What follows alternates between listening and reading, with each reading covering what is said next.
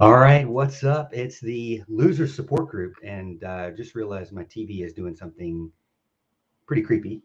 So let's see if we can fix that.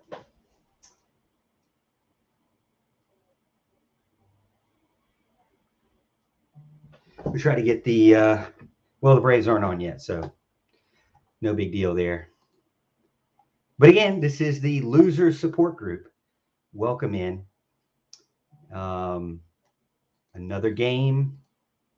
This time, Clemson is not able. Started out strong actually, but not able to get anything really going at the end of the day. Let me close out some of these windows. I got too many windows up. Welcome in if you're watching right now over on Facebook or YouTube. Again, this is the Morgan Thomas Show, our edition of the Losers Support Group. I already got people calling me. The Losers Support Group. I didn't want to do another one of these. I didn't want to do two of these. I definitely did not want to do three of these. Let me go ahead and get these shared out here. Let me share it out on Facebook. So we want other people to join us. Get in the comments. The way it works is this is a safe space.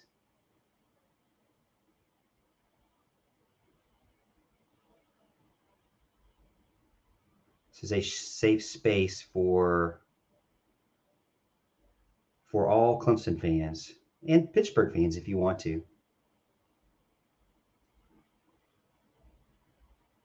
I'm going to share it to some groups here over on Facebook. I've already shared it on Twitter. All right.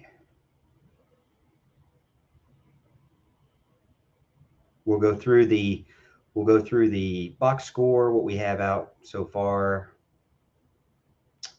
We'll go through the box score. We'll go through my thoughts. We'll go through your thoughts, your comments. If you have a comment, it will get shown on the screen.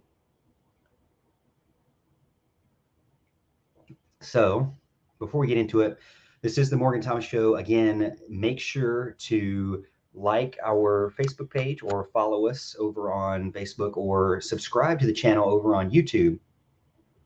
And don't forget to tune in every Thursday night, 7 p.m., 105.5, 97.5, The Roar.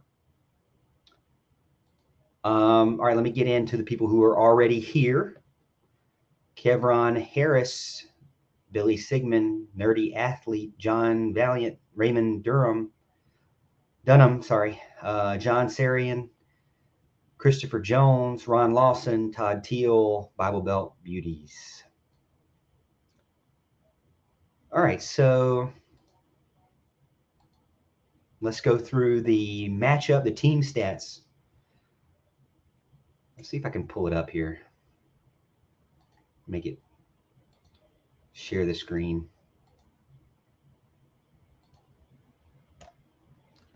Maybe make it bigger. Too big there. All right. I don't know if you can really see that because on the computer, but first downs, I'm looking at ESPN here. Clemson loses 27-17. Struggled to get any points in the second quarter.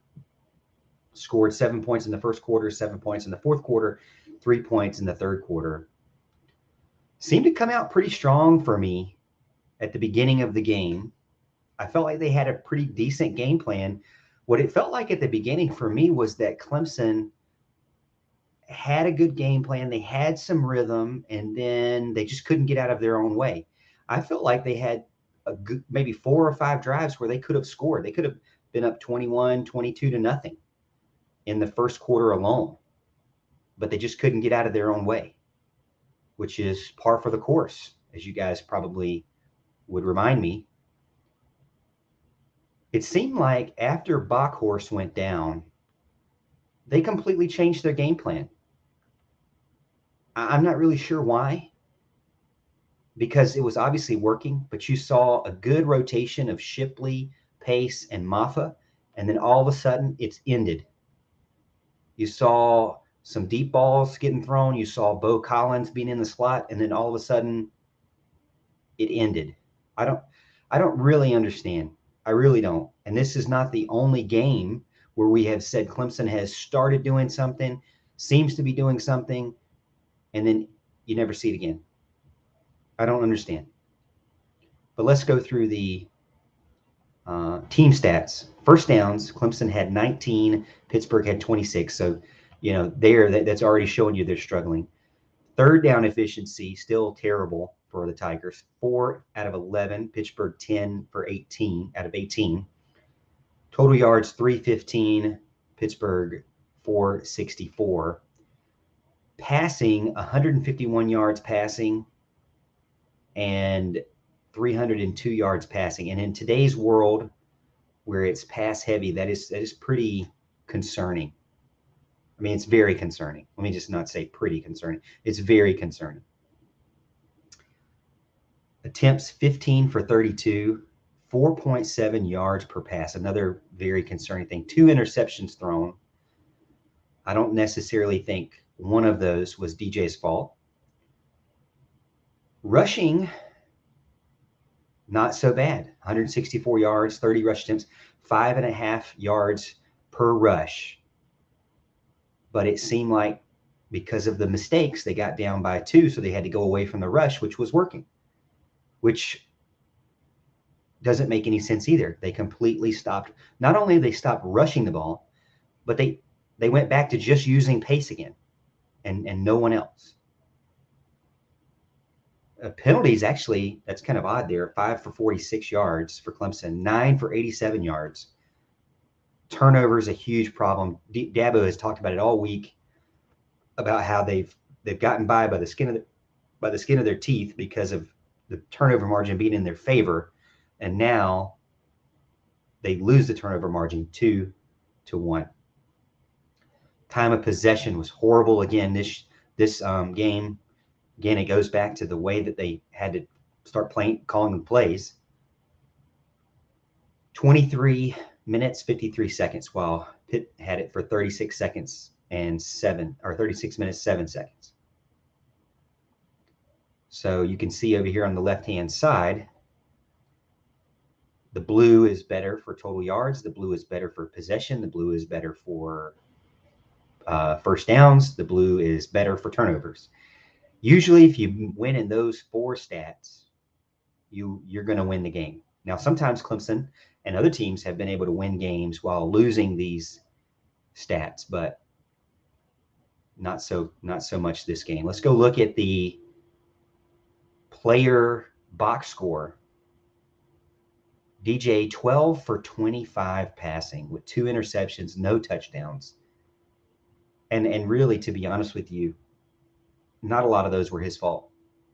Not a lot of those incompletions were his fault. Both interceptions, one was definitely his fault. The other one, you could say Ross, but as the announcer mentioned, it was supposed to be another back shoulder pass. I really don't think DJ is very good at the back shoulder pass at all. I haven't seen anything that has shown to me that he can successfully throw a back shoulder pass at all. I don't think he's accurate at all. He tries to throw the sideline, it goes over their head, or it goes to their feet, or it goes to the inside when it's supposed to be the outside. It's just no accuracy at all for DJ. Tyson Pumachan came in. So this is the news portal. And sorry, I need to mute ESPN. Don't you hate ESPN playing these ads and stuff? Tyson Pumachan came in 3 for 7. I felt like that, again, it goes back to the coaching. It doesn't seem like they're really setting him up for success. They're not setting either quarterback up for success. It seems like they play not to lose on offense. On the defensive side of the ball, they play so aggressive that they get burnt after a while, which I would rather have. I'd rather have that. On the offensive side of the ball, they don't play aggressive at all. DJ did great running the ball. I think he had a great game, considering. Will Shipley did well. Kobe Pace did well. Even Phil Maffa did well. But then they disappear. Phil Maffa has a touchdown. You never see him again. Justin Ross still doesn't look like he's physical enough. Joe seems to be lost most of the time. Can't block at all. Bo Collins is a bright spot, but again, it's very difficult. I think Bo Collins needs to be in the slot position, especially when you go over look at Pittsburgh. Man, they had that Taysir Mack, Jordan Addison, two guys that can get open, get in space, and are moved around in space. I don't really see a lot of across the middle plays. The touchdown for Pittsburgh where they were, it was kind of one-on-one with Nolan Turner. They drug two guys. They came in a bunch doubles spread formation. Pittsburgh drug two guys across and opened up the corner route for the tight end or whoever that. No, it was the other wide receiver, Addison. One-on-one coverage, but for whatever reason, Clemson doesn't drag two players across the middle ever. You never see it. I never see it. I don't understand it. All right, let's get into the comments because it's not about me. It's about you. This is your loser support group again. To be honest with you, this is not this is a place for you to vent your anger, a place for you to say whatever comments you have. It's a place for you to get out your frustrations before you go to bed, before the Braves game starts. And it's not a place for me to criticize you or for other fans to criticize you. You can go on Twitter and you can say something. Half the people say you're wrong. Half the people say you're right. You go on Facebook and say something. Majority of people are going to say you're wrong. Maybe not now, but in this video, on this live show, you can leave your comment. I will read it, and there will be no judgment. I'll let you know if you're crazy, but no personal judgment. Kevron, always in on first. The refs were horrible. It seemed like, if you really go back and look, it seemed like Miles Murphy was being held a lot. It really did. Billy Sigmund, is alcohol going to be served tonight? LOL. Just Coke Zero, my friend. I'm a Nick Saban guy. Coke Zero. Kevron Harris has the 3 crying emojis. Is that how you feel? Do you relate with Kevron? It's almost so sad it's funny. Kevron says, I want Dabo. Not sure, Kevron. I don't know what you mean. Nerdy Athlete says, Lord have mercy, that game was ugly. Started off somewhat promising. I would agree. That first quarter was not like the rest. I don't know if the defense adjusted. I don't know what happened, but it seemed like they do not have much of a game plan as a whole. It seems like they have a really good, not always, it seems like they have a planned game plan for the first 2 drives or 3 drives of the game. And then the rest of the game plan on offense is make it up as you go. And that's not going to work. And it's not working. And not only is it make it up as you go, it's substitute as you go. So not only do you make up the plays as they go, but you also are swapping out players as you go. Makes no sense. John Valiant says, let's go, Brandon. Not really sure who Brandon is. Not really. Getting some laughs over here on my side.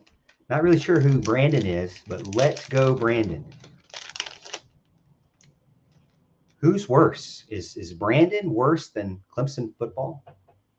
Clemson offense? Who is worse? Raymond says DJ needs to take his high drama to the portal. Drama? Can you be more specific on DJ's drama?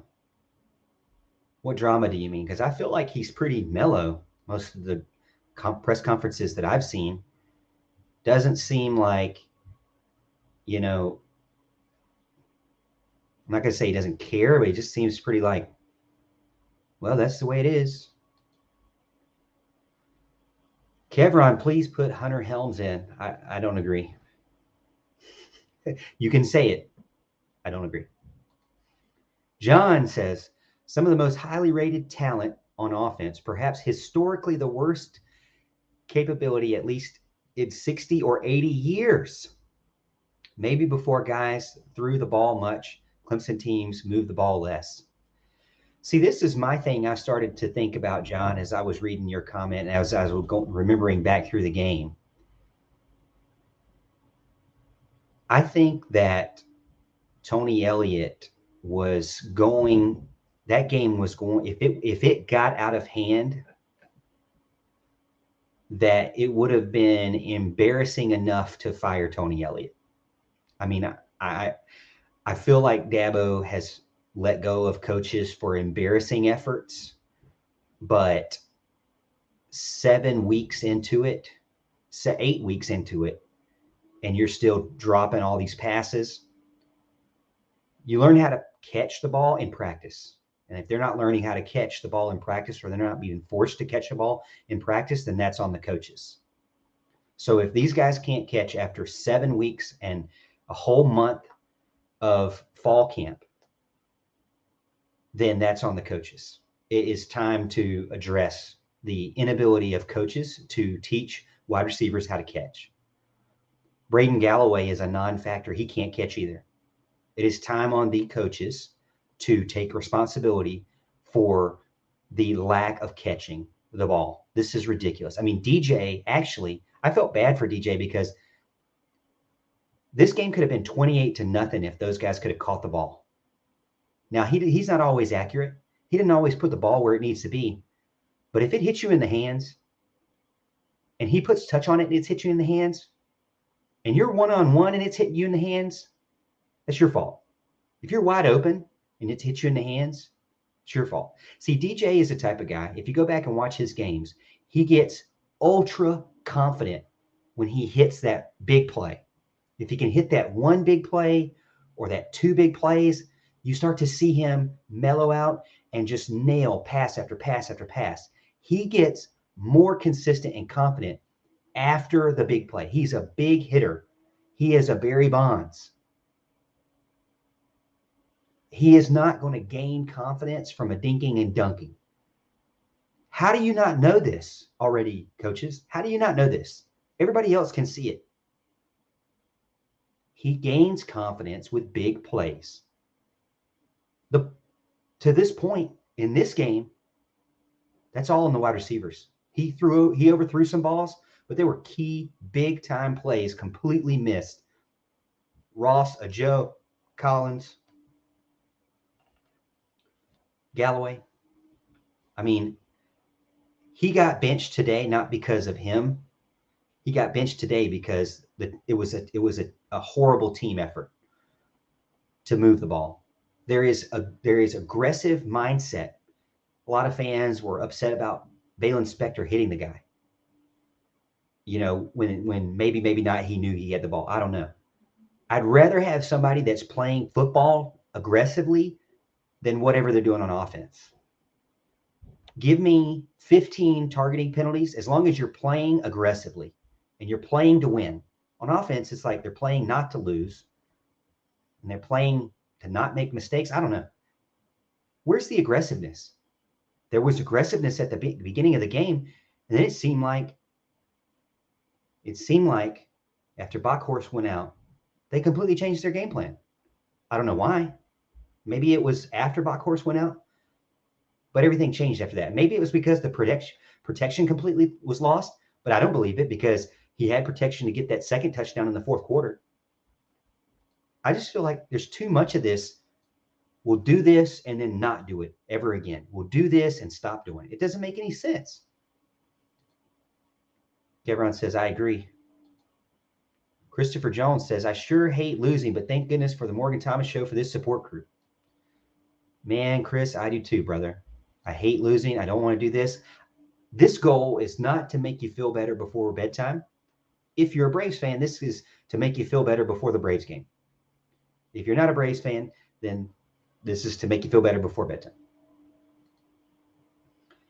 Can we fill out the portal paperwork for EJ? I really don't feel like it was his fault. I know I'm not saying anything against your comment. He makes some bad plays. Yeah, he does. He did. He gave up another pick six. Boneheaded pick six. But why was he even in that position? Did they really need to do a shovel pass? Did they really need to do a shovel pass? And was it not to Kobe Pace? Come on. One of those things where it's like, and then the Tyson Pumachan play.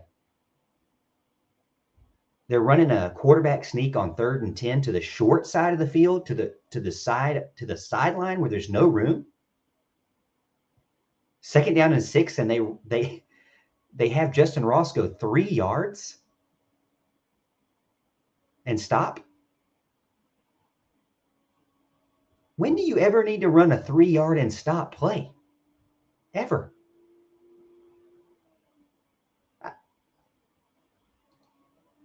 Ron Lawson, 3 plays cost the game. Shipley's touchdown, yes. Spector's once again dumb late hit. That was pretty dumb. But again, I would rather him play aggressive than whatever the offense is doing. And DJ's horrible shovel pass. Yep. I mean, you could even they were moving the ball when whatever happened with Justin Ross too. So Todd Teal, offense seemed to be better with a backup quarterback. I don't know, Todd. I feel like that obviously Tyson fits the scheme better because he's quicker. DJ is slower. But it all goes back to they started dumbing down the playbook again. This guy's been in the system for 3 years, and they don't call any aggressive plays with him in the game. You have nothing to lose. You literally have nothing to lose, and you're calling these basic plays, not running anybody across the middle frequently. Every single pass play needs to have somebody across the middle. Every one of them. There is no reason not to have one person going across the middle. It's the Tom Brady special. You run a guy across the middle, behind or in front of the referee in the middle, the guy in the middle, and use him as a pick. I don't care if every single Pittsburgh player runs into that referee. That's what you want them to do. Heck, I would have somebody run around in circles around the referee and then go away. Do something. Bible Belt says struggling. Bill says you were ready for this show tonight. Wish our team had been ready. They seem to come out decent. John says, let's go, Brandon, is code for blank Tony Elliott. Blank Tony Elliott. Blank Tony Elliott. Oh. Bible Belt, we can't fix it this year. I mean, it would have been obvious by now if they could fix it. I mean, we can't fix it this year. I mean, how long does it take to learn how to catch a football? To me, I feel like you would get exponentially better within a week or 2. They don't seem to be getting better at all. There's no improvement by the wide receivers. How long does it take for a Joe to block somebody on the outside? He seems as lost as ever. The fumble recovery that he got that because he missed his blocker. He was free because he wasn't blocking anybody that he was supposed to be blocking. So he was able to pick up the fumble, which I think is a microcosm of the comedy of the year. Ty Curtis, take away the drop balls, Shipley's drop, and DJ's pick six, and it's a win. Just a very frustrating complimenting set of disasters from the wide receiver university. Tyson was good, too late. I can't. I never want to see that Shipley drop again. That makes me sick to my stomach. I screamed so loud, my dog ran to the dog crate. I mean, that was frustrating. As a quarterback, that's got to be frustrating. And again, it goes back to DJ got benched, but I feel like he got benched because of the team. And that's the position he has to be in. He is the quarterback for an elite team. He is ultimately responsible for just in-game decisions like that during the play. And so everybody, he's going to take the brunt of it. But it was clear after they were playing aggressive and making mistakes, but still able to score and felt like they were controlling the game offensively. And then after Boghorst got hurt, it was like Tony Elliott said, okay, we need to play not to lose. We need to stop playing so aggressive. They stopped rotating players. They stopped playing. They stopped doing their spread Y offset with the tight end behind the right tackle. They stopped that altogether. Seemed like they went back to a traditional spread, 4 wide spread, and never switched back to the 3 wide. Never switched back. I have no idea. I mean, the running game seemed to be doing well. The running game seemed to have glimpses of breakthrough runs, and you forget the running game again. How many times did you see Will Shipley get tripped up? How many times did you see Phil Maffa get tripped up? And then they never run them again. They go back into a full-on pass play. Pass. Tiger Paw Craven says, here we go again, Morgan. Here we go again. Sad thing is that this team can't win the ACC. They can't play in the ACC championship game. And if they don't get their act together, they may not go to a bowl game, fellas, ladies, gentlemen. They may not go to a bowl game.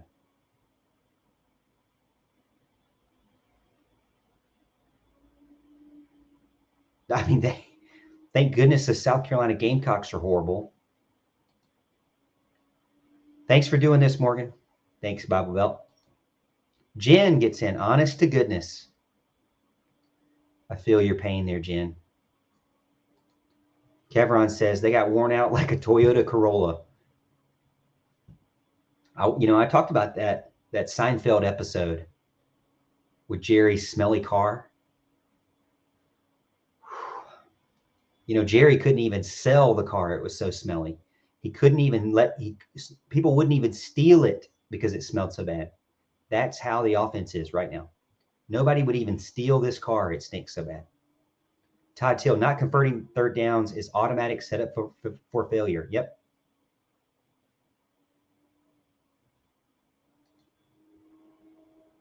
Boghorst and DJ are our problem, says Raymond. Well, Boghorst didn't play the game. He was only in for a little bit. Who knows if he'll be out for the season? And this is his last season. I believe. No, he'll get a super senior year if he wants to. Todd Teal would like to see what Hunter Helms could do on a drive or two. Todd, don't go down that road. I don't think that's helpful. I'd like to see Tyson. I mean, I don't understand why you have Tyson go out there and run the most basic non-aggressive plays possible. I mean, you're going to get to a point where you're putting in your backup quarterback, you're down by 2 touchdowns, and you still call the same old basic plays. I don't know, man. It does seem like he brings a different style because he can be faster off the RPO. DJ's so slow off the RPO, it's not even worth it. I really feel like they should just change their running game altogether. Do more of a power running, fullback, or make a tight end a fullback, make a wide receiver be your fullback. Coastal Carolina does it in the pistol formation. Whatever they're doing, this RPO thing with DJ's. I mean, I guess you could say it did work. He went 8 for 50, eight carries, 50 yards, but he just so inconsistent. You don't see it regularly. John, if I were as angry as some of the Twitter mob that claim to be fans, I'd suggest some betting conspiracy. No real rational reason for play calling after Bach went down.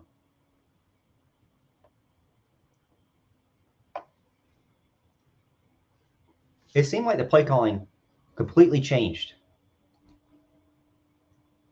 Deborah says, ran out of steam, need to build strength and endurance to play a good game. Christopher says, seems like the same old same, abandon the run game, just like we did against Georgia. It does seem that way. Abandon the run game. Let's go back and look at the play-by-play. Looking at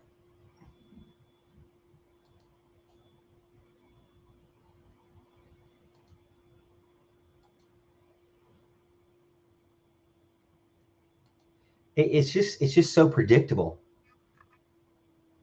So here's a punt play. Here's a play where they punted.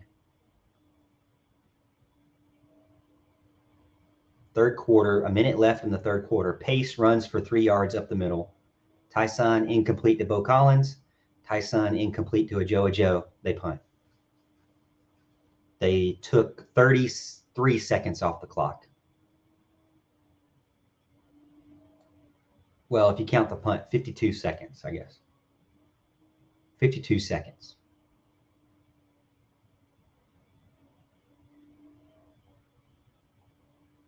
Here's a series. They took 26 seconds off the clock. 3 minutes and 12 seconds to go. DJ incomplete to Collins. DJ incomplete to Ajoa. Timeout, Pittsburgh. DJ incomplete to Ross. Pass. It's either, they're going to run on first down. 26 seconds. Here's one, a minute and 22 seconds. What do you think the first play of the game, what do you think the first play of the drive was? A run. Next, first play of the game, a run.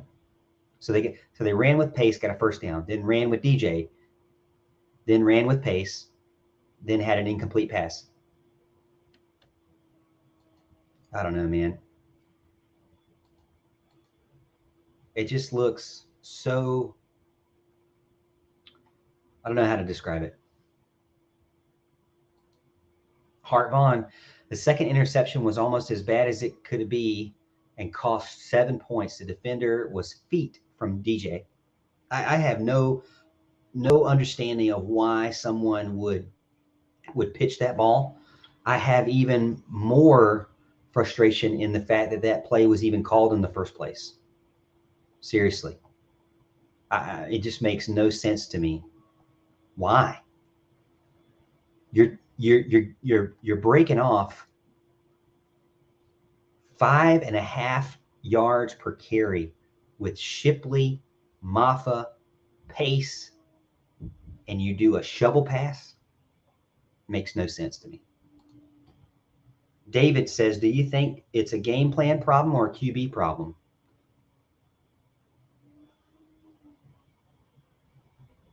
It's a lot of everything. I can seriously say I don't really think that DJ's benching was because of a boneheaded shovel pass play, but the rest of the game, I really don't think DJ did anything worth being benched. I think the game could have been 28-0 if the players around him played better, which makes it even more sickening. They could have still won that game. They could have scored 28 points, and Pittsburgh only scored 27. Bible Belt says, lots of drops. David says, yeah, I've noticed that too. Tiger Paul says, honestly, I think it's both. Hart says, yes, his wide receivers did not help him all that much with the drops, but come on, he missed wide open receivers by 5 to 10 yards. He should have been sat down for longer. I really feel like he's just not good with the back shoulder pass. Every time you see it, he's just not good at it. He's just not. He doesn't throw it on time. If it is in the right area, if it's not in the right, if it's on time, it's either way over their head or nowhere where they can catch it. Or in the Justin Ross situation, it's thrown to the inside instead of the outside. I don't get why you sit down someone to only have Tyson do the basic of basic plays, especially after he's played for 3 years. Obviously, it's not because he's hurt. He was out there running around, playing big-time ball, getting tackled hard. Tyson's ankle is not a problem. Shipley dropped a touchdown. Yep. Huge. Bo Collins seemed to drop a lot from what I've seen this year. He actually, remember, he dropped one that bounced off his arms, his chest, his kneecap, and then back into his hands. And I was very thankful for that. I think that was a 3rd down conversion. I do like Bo Collins in the slot.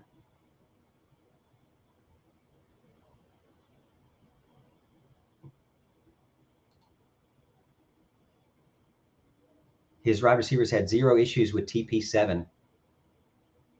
Not really sure. He threw 7 passes. I don't know if there was any drops there. Not really sure. Number 7 on defense will probably be riding the bench for a long time. He literally cost the potential comeback with 4 minutes left in the game. It would have still been hard. Hart would have still been hard. LeVar says dropping too many passes. Yeah, do I think DJ is the right player for the offense? I'm not sure. I don't think I've seen enough to know. He needs better players around him.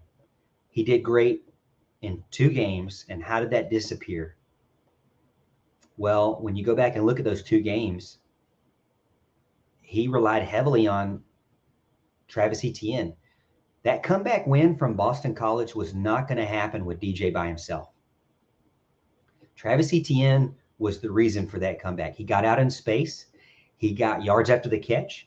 He broke tackles, and he converted multiple 4th down plays. So we want to say, well, DJ led this team back.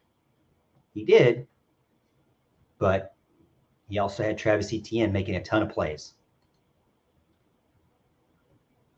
John says, starting to understand better the phrase, we do what we do. It means they expect DJ and Tyson to adjust and not for coaches to adjust to them, maybe.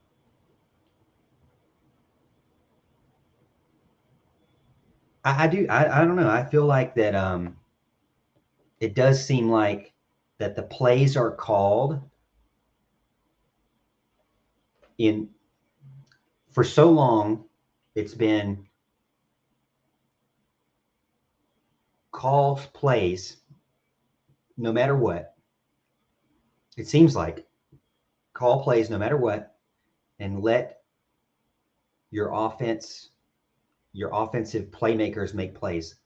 Unfortunately, there's not an offensive playmaker right now. Anybody that has a hint of being an offensive playmaker is a true freshman. Benji Turner says wide receiver coach needs to be fired if he can't control this group. I think there needs to be a serious sit down with these wide receivers and the wide receiver coaching and the tight ends and figure out why they're not catching balls. I mean, it's like we're 7 weeks into art class and you're still drawing stick figures. Some of that's on the players, but a lot of that's on the teachers for allowing it, continuing to allow it. Why do you keep drawing up plays for a Joe to block when he obviously is not capable of blocking? Why do you keep drawing up plays like that? Will Shipley is going to be a special kid for us. Yes, I'm so glad he's back. Pat Narduzzi is overrated as Mazda 6. Well, he got over the hump tonight. Receivers were playing harder for Pumachan. They were running harder. You could tell. I'll have to look back again. Not sure.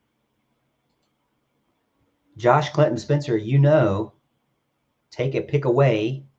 Shipley catches that ball. This game is totally different. Yeah, I feel like that's another, and I do agree. This game could have easily been 28-0 early on.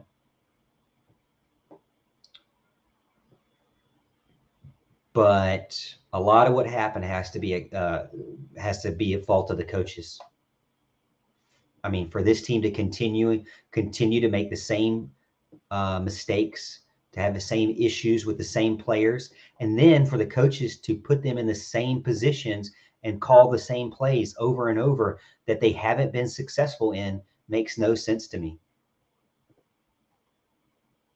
Look, if as they say at Chick-fil-A, for example, you don't put somebody who doesn't like to talk to customers at the front of the house, at the drive-through, at the cash register. You think about what their skills, what their attitude, what their personality is, and you put them in a place to be successful. Maybe it's in the back of the house, cutting chicken up, frying chicken, making the biscuits. Maybe it's in the back of the house. You don't put somebody who loves talking to people in the back of the house talking to no one. In the same way, why are you not rolling DJ out of the pocket on purpose? Why are you not calling more runs behind a blocking running back or a blocking wide receiver, or blocking tight end that worked for 50 yards rushing, and then you don't do it? Why are you rotating players out like Phil Maffa, who gets 3 looks and that's it, and he did great? Why does Shipley disappear from being a running back to Kobe Pace when you need playmakers on the field? Why does a Joe constantly get put in wide receiver screenplays where he has to block and he can't block? He's proven to you can't block.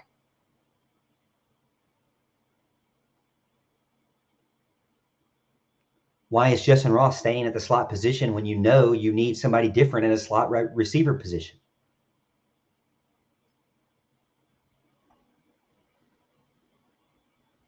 You have multiple running backs that are good. Why are you not putting 2 running backs on the field at the same time? You're putting 2 tight ends on the field at the same time.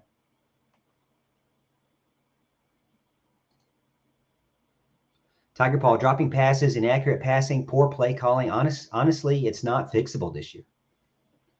To be honest with you, if what fans believe is true about Tony Elliott, that he is only as good as his talent, then this may not be fixed until there's a new offensive coordinator. Because you cannot always rely on having a number 1 overall draft pick at quarterback. You cannot always rely on a Deshaun Watson that could literally win games for even the worst NFL team. Deshaun was going to find a way to win a game. Trevor was going to find a way to win a game. Kelly Bryant was going to find a way to win a game. Taj Boyd against LSU found a way to win a game.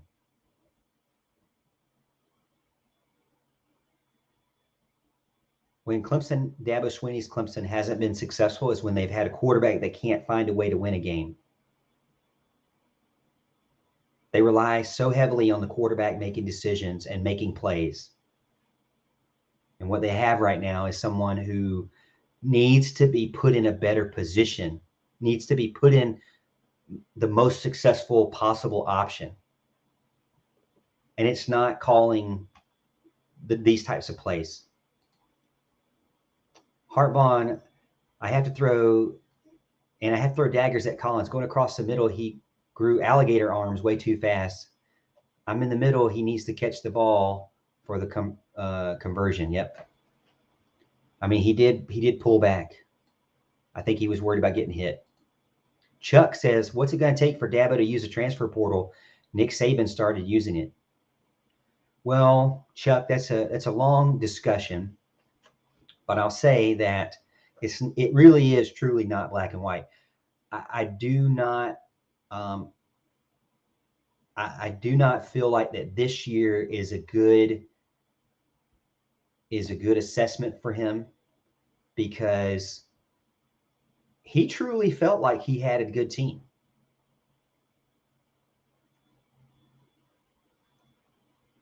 And then injuries happened in the fall, and that really hurt him, really hurt Dabo.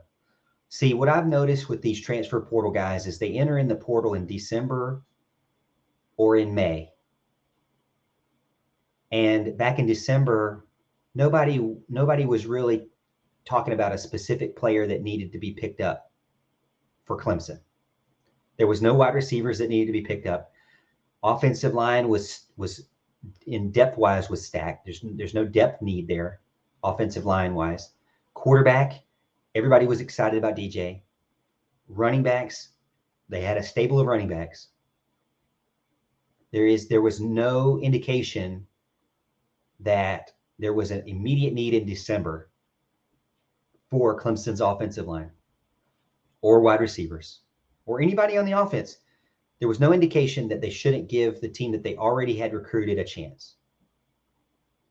If you tweeted about going to the transfer portal in December, I'd like to see it. Not saying you, Gary, Chuck, yourself, but a lot of the transfer portal stuff is hindsight. You can't do anything about it this season.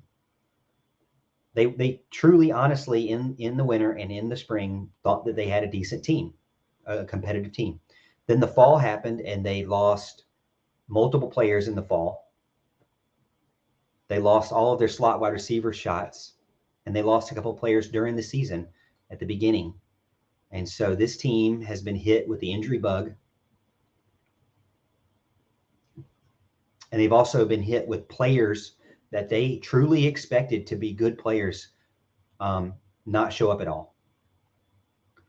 So when I look at offensive linemen that are in the transfer portal or were in the transfer portal, at the time, there was no way to know that person was going to be better or worse than anybody else they already had. Now, you could make that argument, but it's too late now because you had to make that decision in May. And think about Dabo Swinney for a second. I thought about this last night. It's good for Dabo to have players leave in the portal because he doesn't over-recruit. He's a man of his word with his scholarship. Nick Saban will over-recruit. He'll recruit 99 to 100 or more players every 4 years. You can only have 85. So you're kicking off, or you're hoping that 15 leave in the transfer portal.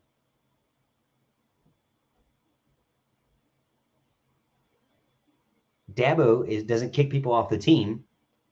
So his only way to free up spaces, everybody complains about the small amount of classes that he has, recruiting classes. He can only have so many players as he has scholarships available that he expects to have available. The only way he can recruit 29 players is to have 29 spots because he's not kicking people off the team. If you're a 5-star guy and you don't end up being successful or you're not good, he will honor your scholarship all the way through unless you're a bad person off the field or you transfer. Once you transfer, that is your only way. So the way Dabo Swinney manages his roster is for players to transfer out so that he can out-recruit them. And to his point, typically the players that transfer out are the ones that were already beaten by a true freshman. So they didn't need a junior with experience because a true freshman beat him out. Andrew Makuba, case in point. So do I think Dabo should do the transfer portal?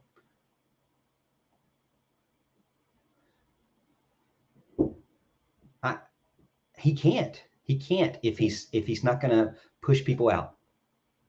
He can't. If he's going to honor everybody's scholarship, he basically is already recruiting his max.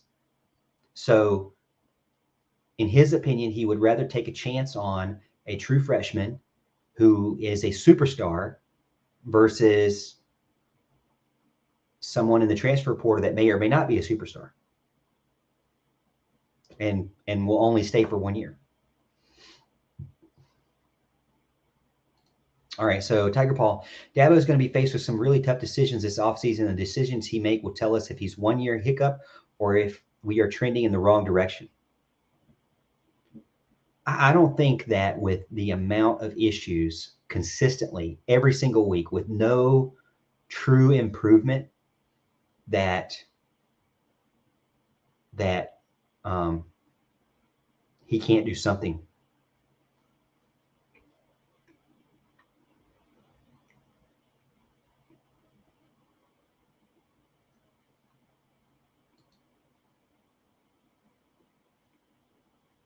David says, I hope we fix it and don't pull an LSU and fall off.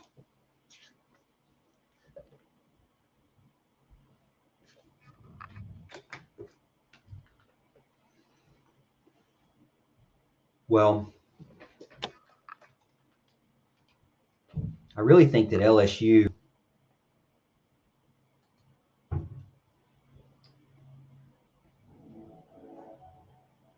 I don't know. The LSU situation is completely different than this Clemson situation. Clemson has players that they counted on and trusted in that didn't show up at all. You know, he has coaches that aren't getting any improvement out of his staff, out of his team.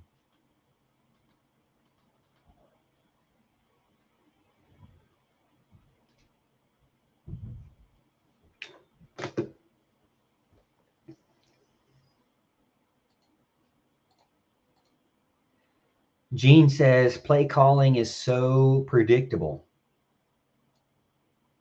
I agree. R White B13 says, what's wrong with DJ?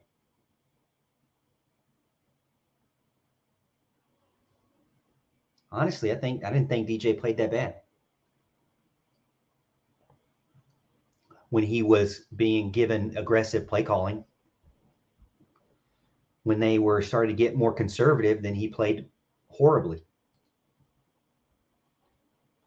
But again, you can't rely on Tony Elliott to win a game in play calling. You can't rely on DJU to win a game with his skill and talent.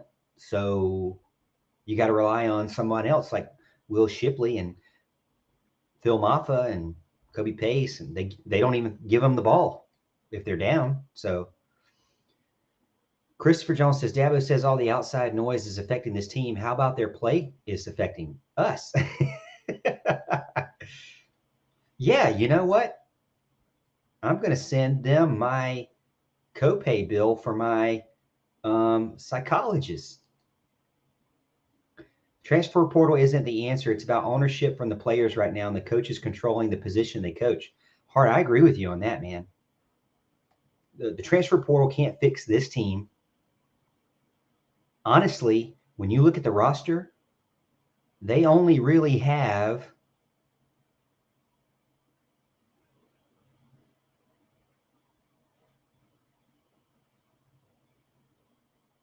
I'm going to say 14 or 15 or maybe 16 positions available as far as scholarships. Clemson only has about 16 scholarships available for 2022 out of the 85 that you can have. Well, they've already committed 13 in the 2022 class. What are they going to do? Take three? What are they going to do? Take three transfer portal guys? They're still looking for three They're looking for a running back. They're looking for a defensive end, and they're looking for another wide receiver. So there's not going to be any transfer guys this next year unless somebody leaves. Unless somebody leaves at the right time, and then someone enters at the right time. For example, Kane Madden. If somebody were to leave, Kane went into the portal about May, the end of May, got out of the portal the beginning of June. He was only in the portal for like 14 days. They make their mind up pretty quick when they're decent enough to play. So you got to know you need that right when they get in there. You got 2 weeks to decide. Dabo's not going to kick people off the team, so you got to already have a spot open that you haven't already given to a walk-on. Maybe Dabo needs to wait to give these walk-on scholarships until September 1st. That's what I would do.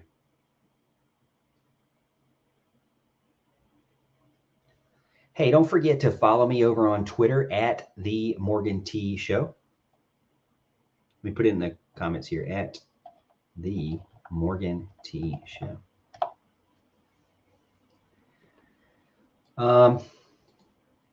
Raymond, we have a game plan until someone makes a mistake. It does seem that way. Since Jeff Scott left, the passing game and wide receiver play have went downhill.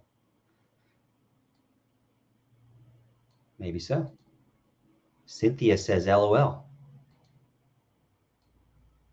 Bible Belt Beauty says, the Savage Nation.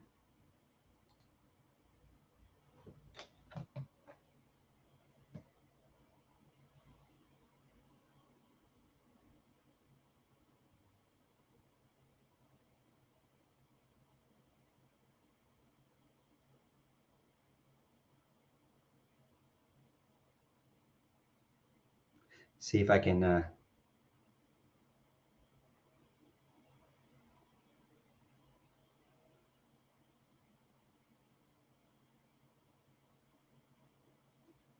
find that intro.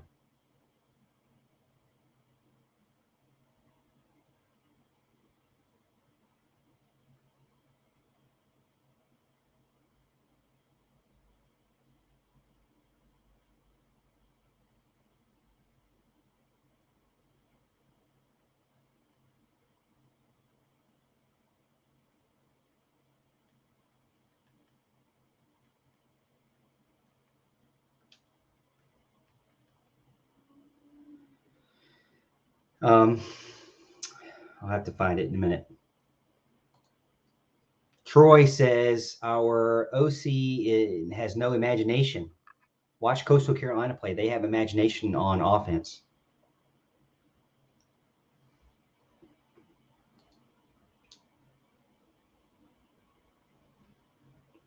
Cynthia says DJ.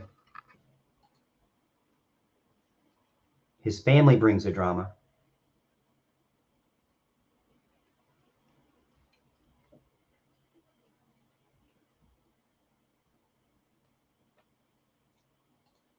Chuck Gary says Brandon Spector, I believe.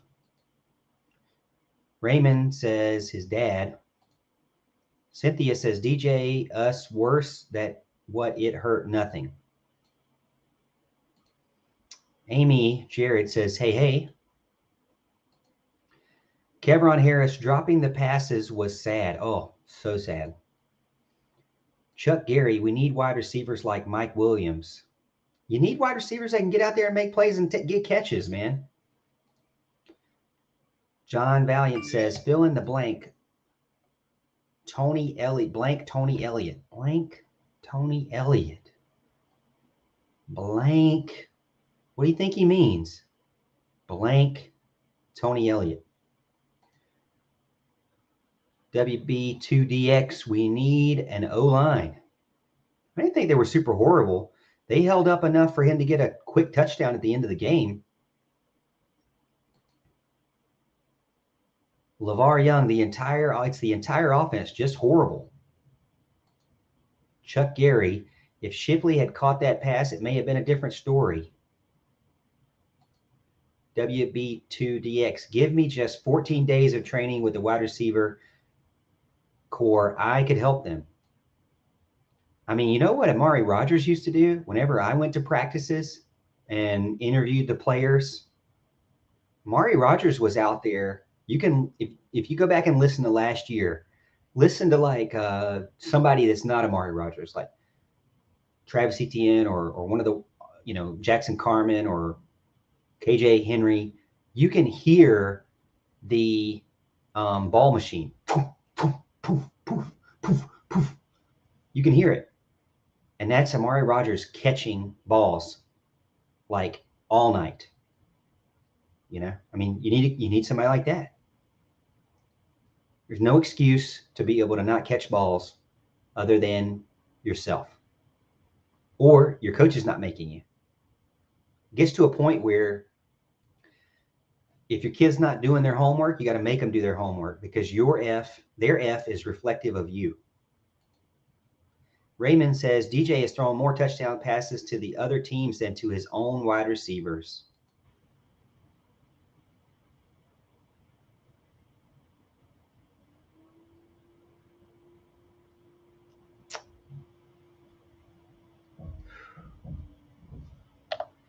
I don't even really know what to say.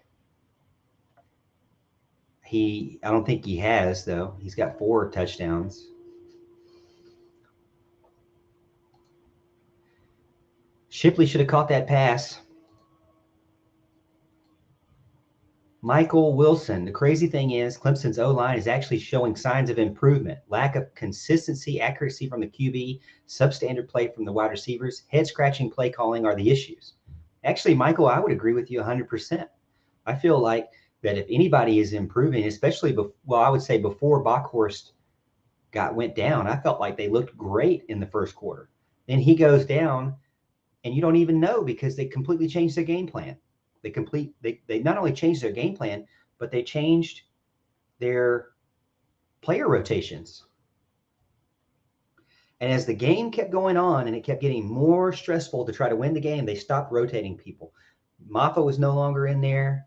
Pace was always in there. Shipley was rarely in there. It's just frustrating. The drop passes has to stop. The dropping passes has to stop. It's ridiculous. It's ridiculous. That's play calling you're talking about. Ty Curtis's play calling. It's one thing to lose and play to potential. It's really bad to play the worst in the Power 5 and hardly mid-pack in the G5 offense and lose. I got to say, I think I just wonder how long this is going to last. I mean, this is the kind of situation where if they didn't put Tyson Pumachan in the game, I think Tony Elliott I think Dabo would have had enough reason to fire Tony Elliott at that point. I mean, you're not trying anything new in the play calling, and then you don't try a new player. And again, I don't think it was necessarily DJ's fault completely because why were they doing a shovel pass when other plays were proving to do better? Always trying to be too fancy at the wrong times. That's Tony Elliott for you. Hire Willie Korn from Coastal. I don't know if he's the sole play caller. I don't know if he has a relationship with Dabo Swinney. It's going to be difficult. I don't think that necessarily Dabo needs to go with somebody that he has a relationship with. Maybe Dabo needs somebody that's going to tell him, no, I'm going to do this.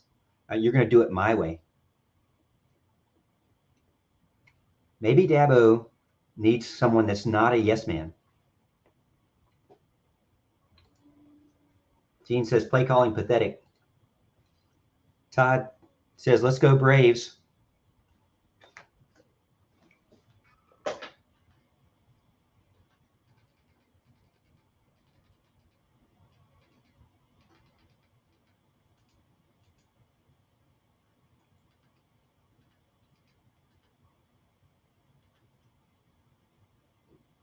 Are they on?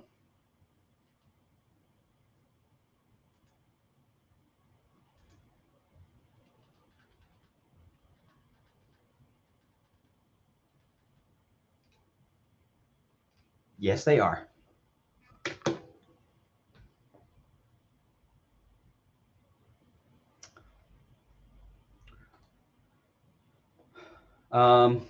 You started early, or Little Caesars took too long, Morgan. You look mad. Let me get my TV on. Need another co-offensive coordinator. That might be an easy fix. Someone to sit there and say, hey, this don't look right. All these issues, plus Clemson is beat up physically. Let's admit it, fellow Clemson football fans. It's going to be a long season. Clemson has a lot of work to do this offseason.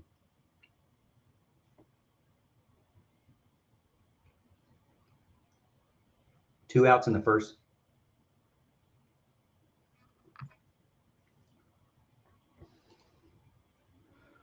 Offense was smiling, having a good time with TP in the game. I don't know. I'll have to go back and look at that. Eating my pizza, give me a minute and fill me in. Believe backup was quicker on the plays and could weave better. Better thrower. Ball wasn't floating in the air. Again, I think you see some things where he can bring a different tempo to the game, bring a different style, and then they call some of the most basic plays I've ever seen. Troy Brown said that the other day. You're talking about Willie Corn. Todd Teal, I agree, brother, needs someone running across the middle. I say the O-line packing and recruit a new O-line. Oof, that's hard to do. They got a lot of sophomores, though. We're beat at every position but tailback. Our defensive line was moved around, corners and safety missing open field tackles. That's what you get when you're playing one of the best teams in the ACC.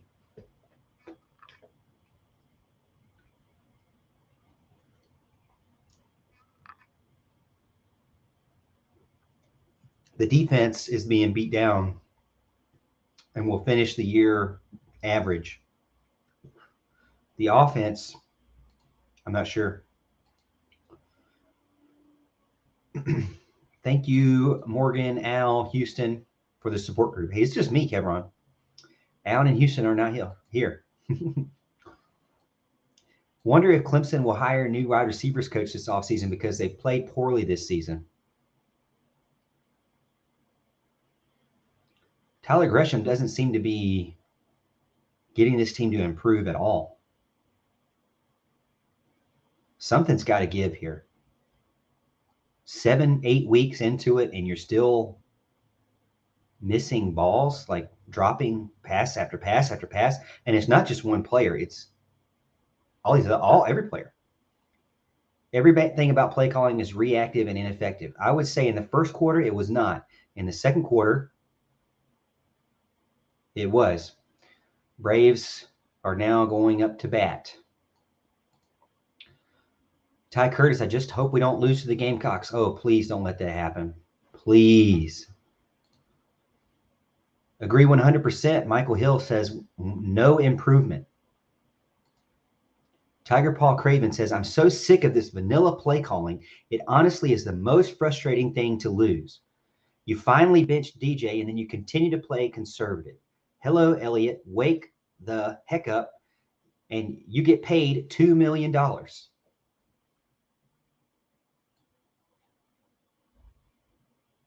Yeah, I don't know.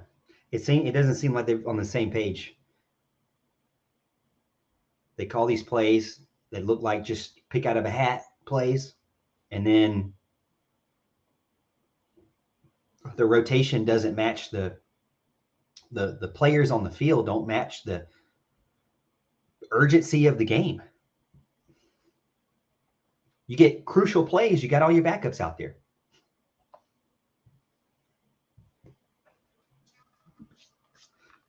Doesn't make sense to me. Bad QB play, poor O-line coaching, poor wide receiver development, and the refusal to adapt to the portal have torpedoed this season. Again, I don't necessarily think the portal was the problem. If you go back and look at October, November, December, January, look at May and June, I cannot fault this coaching staff for not taking someone in the portal. There was no reason to believe they needed a slot receiver. They had Brandon Spector and Troy Stellato. Neither one of those guys worked out or were able to play. They thought they had 2 or 3 number 1 wide receivers in Ngata and Ross and Ladson, and all 3 of them seemed to be, again, non-factors. Ngata is a factor, but he wasn't on the field. Offensive line, you had a ton of depth and nobody hurt until the end of August.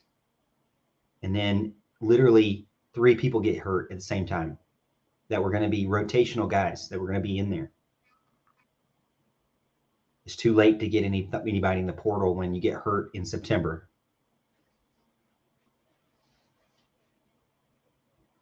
Bad QB play. Nobody could have expected that, really. Poor O-line coaching. Back to what another person said, I think the offensive line's gotten better, honestly. They're rushing the ball great. They just further improved on their already good rushing stats. This team is a good rushing team. They just forget to rush the ball in key moments, or they get in a situation where they've made so many bad mistakes that they can no longer rush the ball. Latioya, it's up in the air at this moment. Hart, wide receivers are not being like they have been in the past as unselfish play. They aren't hitting blocks, aren't making chips that set up the explosive plays.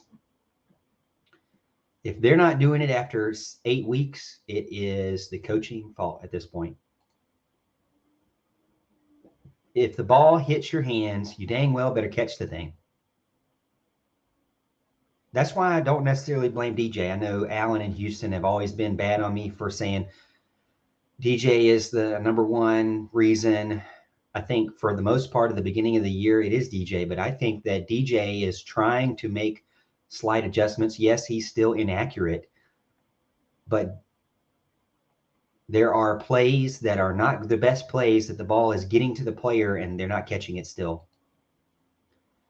Be lucky to win 6 games. You got to win, 5 at least to get to maybe getting to a bowl game. You got to be maybe.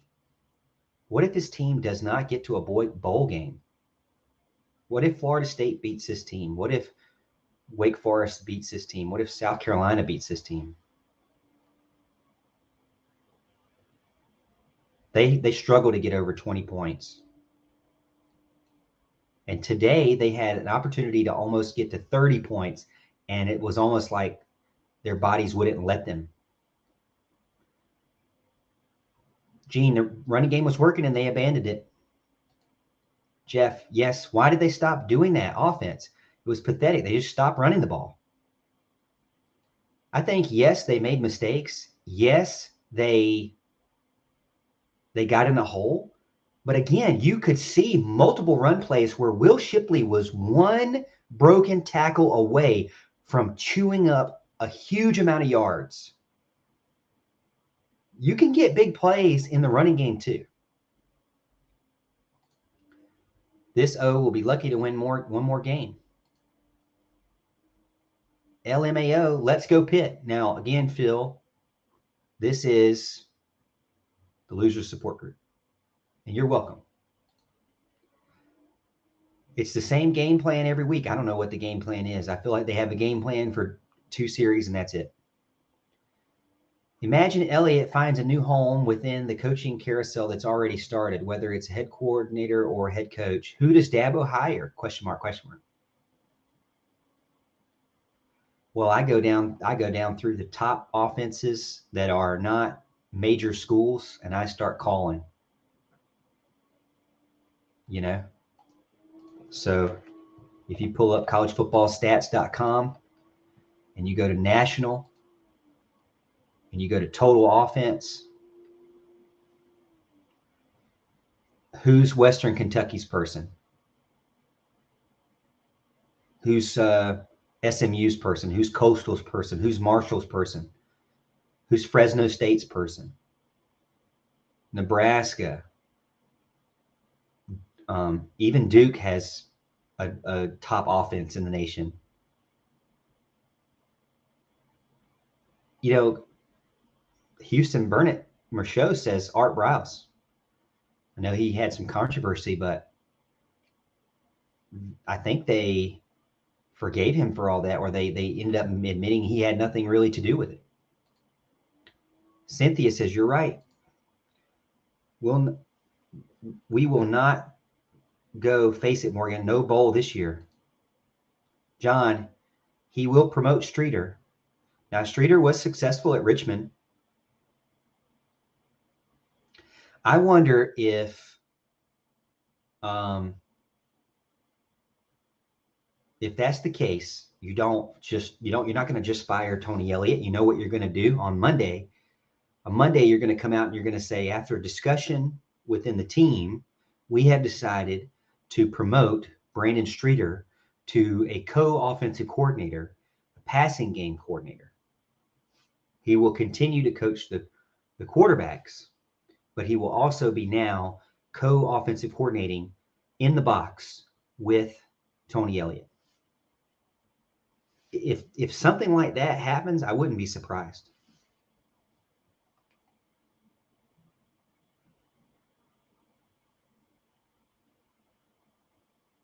You could quite possibly bring in Willie Corn as a quarterbacks coach if he was willing to take a downgrade. Or you may then, if Tony Elliott leaves to be a head coach somewhere, you may then be able to move Streeter to an offensive coordinator, move Willie Corn to a passing game coordinator, and also quarterbacks. I could see that string of events. If they don't do better, Gamecocks will win. Catch a ball, win a game. Is it really that easy? Seems like it sometimes. They should be running 60 to 70% of the time. Now, I can see the sense of urgency, but again, I can see the sense of urgency.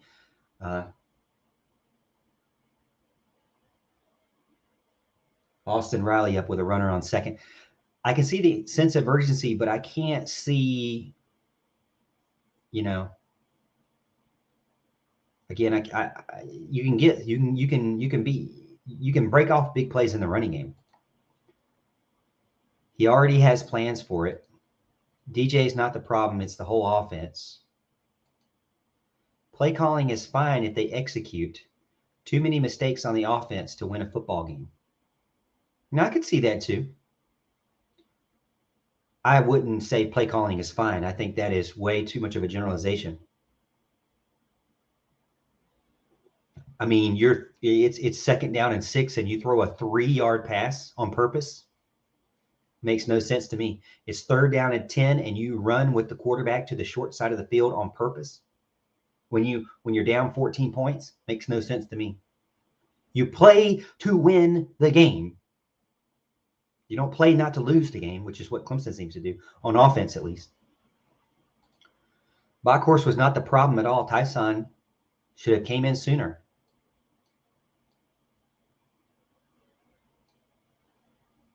Well, it made perfect sense when he came in because, I mean, it was the perfect time to put him in because he had made such a terrible decision at quarterback. Wide receiver play is direct reflection of wide receiver coach. Just because you played football and made a pro roster doesn't make you a good coach. We just wasted so much talent this year. Just don't understand how we've recruited well at offensive line, but they're all the worst on any team every year. Offensive line is always the issue.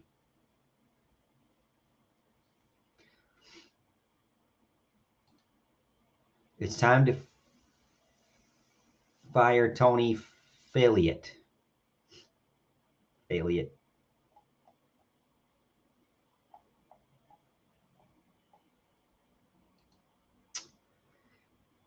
needs to start and play the whole game. Tyson needs at least some semblance of want to be out there.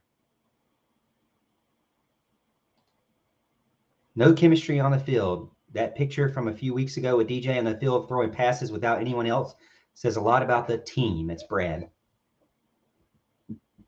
I said that on the radio. I think it's pretty bogus that a starting quarterback's out there with his equipment managers.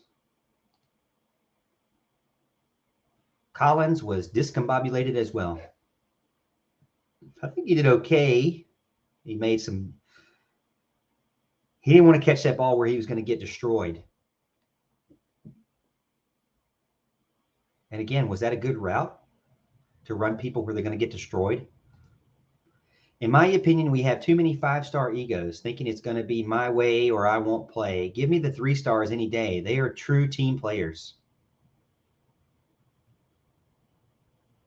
I don't necessarily know if that's the problem because there are plenty of teams like Ohio State, Alabama that have 5-star guys. Kevin says, agree with Brad R. Sylvester says, any of these drops could have been touchdowns, win us the game. They put all the wind back in the defense when we mess up. I mean, I agree. I think that the game, all right, looks like Atlanta's up 1-0. I feel like that the game could have been 28-27, 28-0 at the beginning. Tyson adds a quick run threat that's not in DJ's skill set, which shouldn't put Tyson in to pull us out of a deep hole. Yeah, I don't think it was a winnable situation, especially if you're going to put him in there and then not do aggressive play calling. The guy's been there 3 years. He should know the playbook. You should be comfortable doing the most aggressive calls, and you don't. DJ's pro style, play action QB. It does seem like that we know that, but that the play callers don't know that.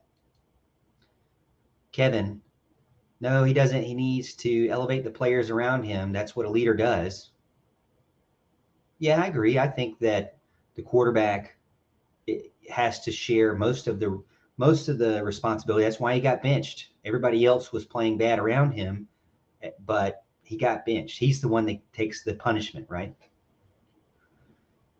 Does the quarterback need to make people around him better? Yes, but DJ's not that guy. DJ needs playmakers around him, and he doesn't have it. DJ did not lead him back. Travis did. Sure enough, he did. Kevin, let's all agree Elliott's the problem. Well, Kevin, that's going to be funny because nobody agrees. Worst part about this season is the team I like least, with a coach I despise, and a fan base that's almost as bad as UGA, will likely win the ACC. No college football for them, but still aggravating AF. You talking about Pittsburgh or NC State?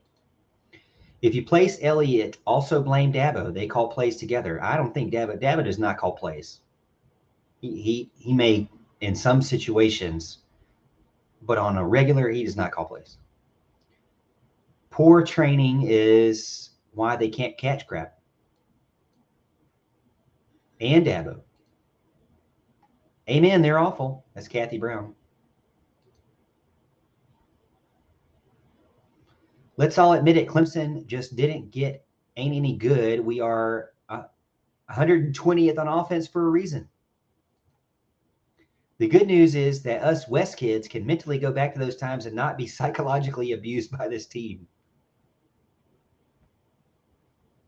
Believe me, I was a 12-year-old, 13-year-old kid sitting there grueling, grinding it out, watching Travis Zachary do nothing but run and Clemson do nothing but punt. I agree that this is not the pros. Teach these young men right. Josh, you're dreaming, bud. Josh, you're dreaming. Let's see.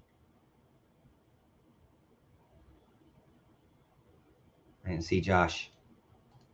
If the biggest word in sports. Why did they stop running Maffa? Kathy, great question. Sounds like Carolina fans, well, if this didn't happen, and it didn't happen, we win. It didn't happen. Don't say that, Greg. Don't call anybody Gamecock fans. Agree, the entire coaching staff has to shoulder the blame because we don't have a blocking wide receiver. But yet you keep calling plays that require blocking wide receivers, especially a Joe. Why are you calling plays for a Joe to block? If someone shows you who they are, believe them. Joe is not a blocker. Can DJ move fast enough to roll out consistently? I think if it's planned, you have to. I've wondered that myself when I make the comment that he should do it. Ever since we won our second shift, the offense has been bad to worse. Kathy, dumpster fire. Kevin, you're answering your own questions. It's Elliot. Krusty Buster gets in. Yeah, y'all covered it all, but at the end of the day, this should not be a shock to anyone. But the YouTube game watching with 3,000 people who disliked Clemson was true fan.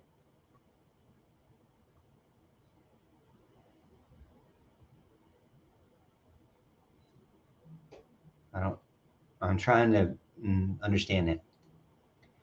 DJ throws 2 interceptions, both critical. One in the red zone, the other one was a pick 6. Unfortunately, it has been repeated all season.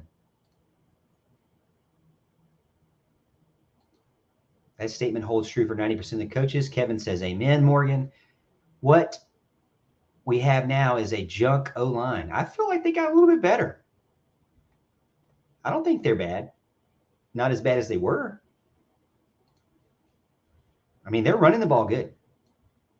So they just put themselves in a situation where they could no longer run the ball.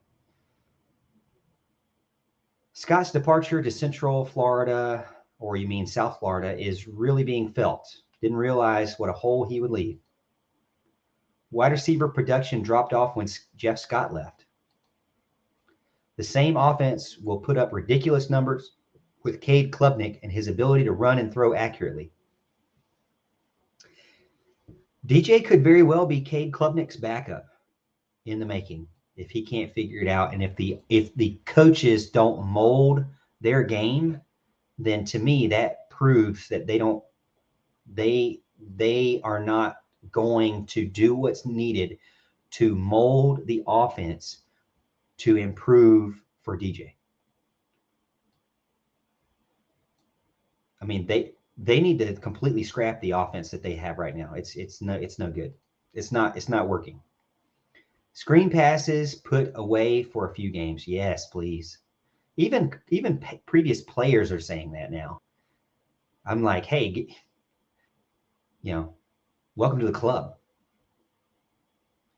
Jeff Scott was a pass game coordinator, wide receiver coach. It seems Dabo let the wrong coach leave. Both parts of Clemson has dropped off the earth since then.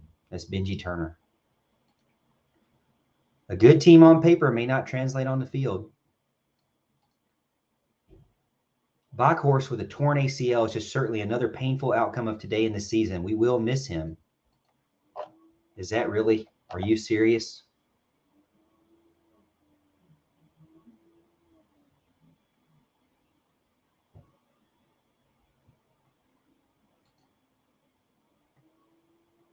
Ooh. Backhorse tears his ACL. This season couldn't get worse. Wait, Chase Bryce was available in the portal. Now he's kicking butt at App State. App State runs better plays. By the way, Coastal Carolina has like 16 portal players in there too deep, and they lost a game. So I didn't hear anybody say, look at all those portal players cost Coastal Carolina the game. What Coastal Carolina is doing is they took a 2-star quarterback from North Carolina and turned him into the best quarterback in the nation, or one of the best, and one of the most accurate. Players quit on this team because there's nothing to play for anymore. Players will quit. Is there something to play for? That will be Dabo Swinney. figuring it out. That'll be Dabo Swinney trying to figure it out.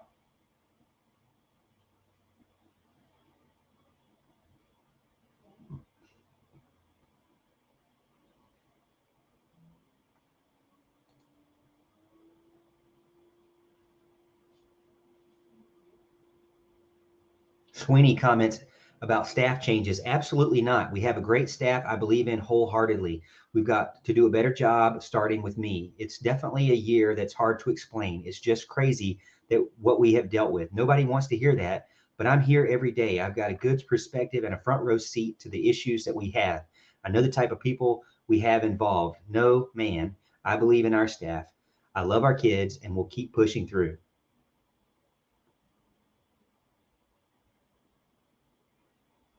The kids are trying hard. We just aren't very good right now. We just have to keep grinding. I think we have to have a good perspective. This is really bad stretch we're in, really bad. I do know that every storm runs out of water eventually, but in the long run, this will make us better. I know nobody wants to hear that. We've had a lot of winning around here. We're in a rough stretch right now, tough stretch right now, but it will make us better. We'll look back on this in a few years and see the fruits of this moment that we are in. How can you say nobody enters outside of December, May? How many Clemson lost and transferred outside of those months this year alone? I'm saying that in the times, I didn't say nobody does, but I'm saying that the players that could have improved this team, when I look back, entered in December and May. And at those time periods, Clemson did not know, and neither could we have known that player would have been better or could have started over whatever player or known what player was going to be injured. So yeah, anybody can leave, and people leave during the season, and like Lynn J. Dixon or other players.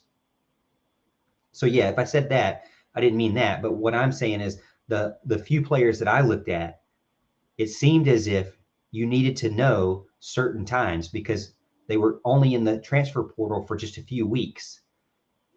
The offensive linemen that I looked at, the wide receivers that I looked at were not in for very long. They were typically in right after the end of the season or right at the beginning of the summer.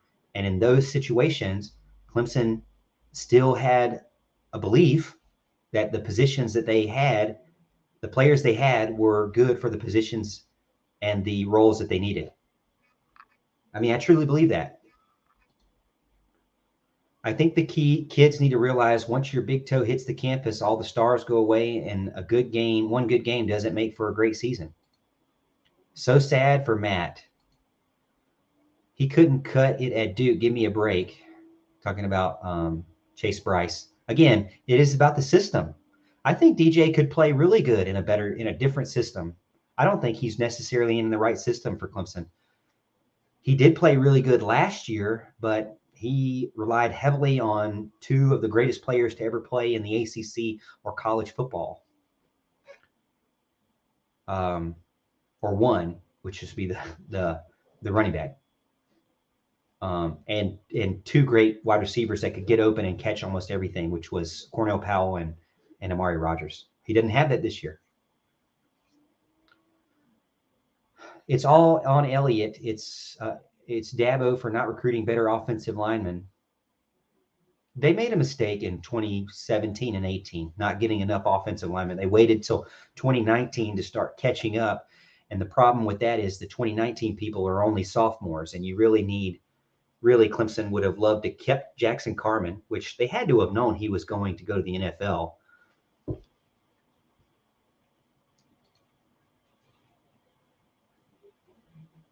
We lost 2 to the portal already. And I will say, Mikey Dukes, you're not losing any experience. In 3 years, he played 103 snaps. This year, he played 15 snaps. Mikey Dukes was not on the field enough. He could not even be consistent enough in special teams to be treated, to be given an opportunity at kick returner or punt returner, which is what I assumed he would be doing. I never assumed he would be a 1 or 2 back, but he couldn't even get on the special teams. So Mikey Dukes losing Michael Dukes you've already replaced him with a freshman. So there's no need for a junior running back or even a sophomore running back. Might as well just get another running back in the portal. If you can't get a running back in the portal this year or next year, no, if you can't get a running back in the recruiting this year or next year, then maybe you want to go to the portal. But Mikey Dukes was not a need to replace experience with experience. And if you go into the portal to get a running back, then you're taking away another year from Phil Maffa and Will Shipley. Talking about next year. If you like I said, any situation, you got to think, okay, they believed in McFadden, they believe in Putnam, they believed in Bockhorst. What if you went into the portal and got somebody to replace and step in front of Jordan McFadden? Well, Jordan McFadden would leave. So then you would replace Jordan McFadden, and you would then have no depth because he would leave, because he was expecting to be a starter and a left tackle. By this time, he would want to be a starting left tackle. You've got a right tackle in Walker Parks. If you replace him and he gets no reps all of a sudden, then now he is going to potentially leave. So you're replacing someone with someone else. You're just swapping out at that point.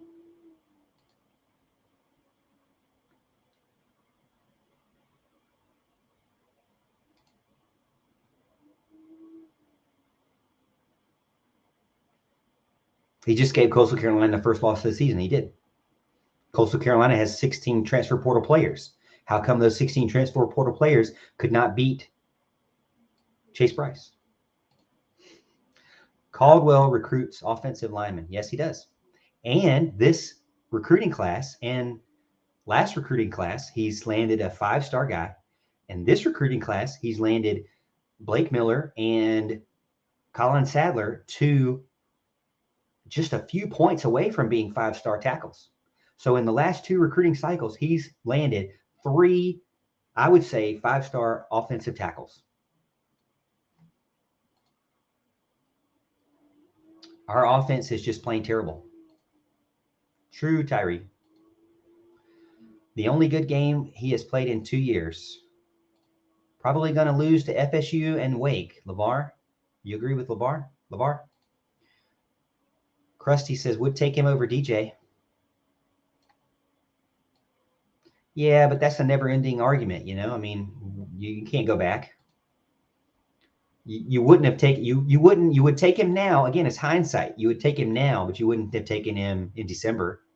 You wouldn't have said, hey, DJ, we're going to go back to the portal. We're going to get Chase Bryce, because even though you played 2 amazing games, we now want Chase Bryce because he's going to be better. We already know this because we can see in the future. We need better offensive linemen. It falls on Dabo, and these boosters are looking at him to fix it.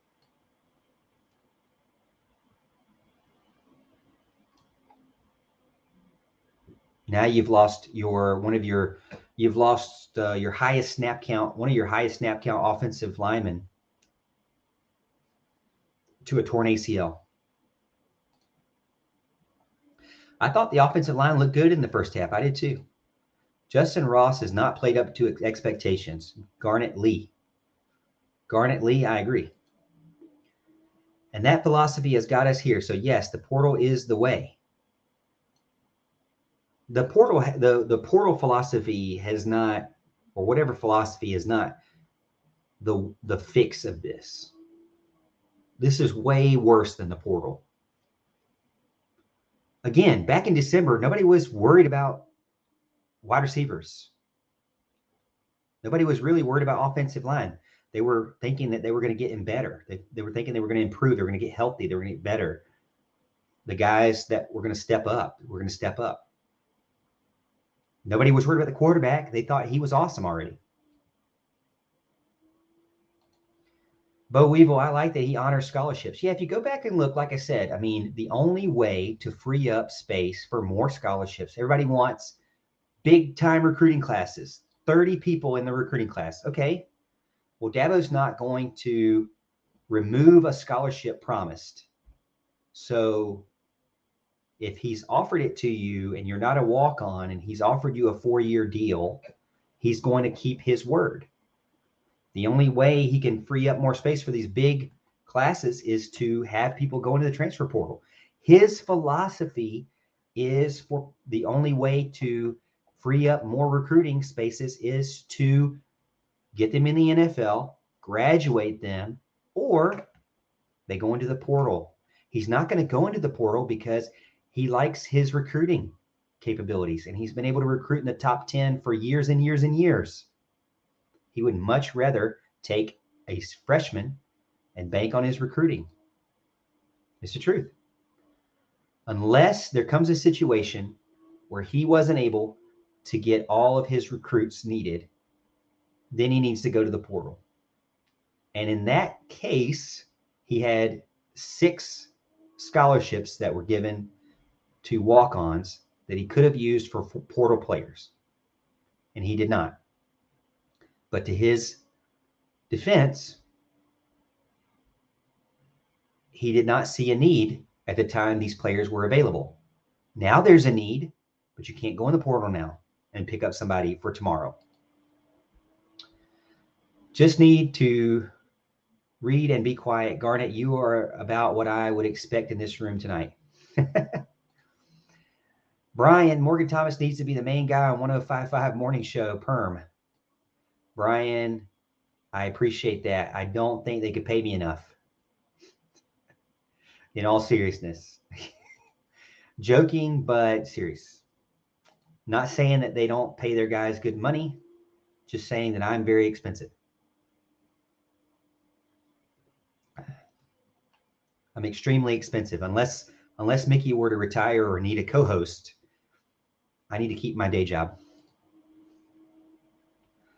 Justin Ross does not look out of sorts. And what I mean by Mickey, meaning that I could do the radio and then go into work. So I could still do both. So maybe I need to move to Clemson and just do the after work show. I don't think my family would like that though. But I could do the morning show. Nobody would know because everybody would be asleep.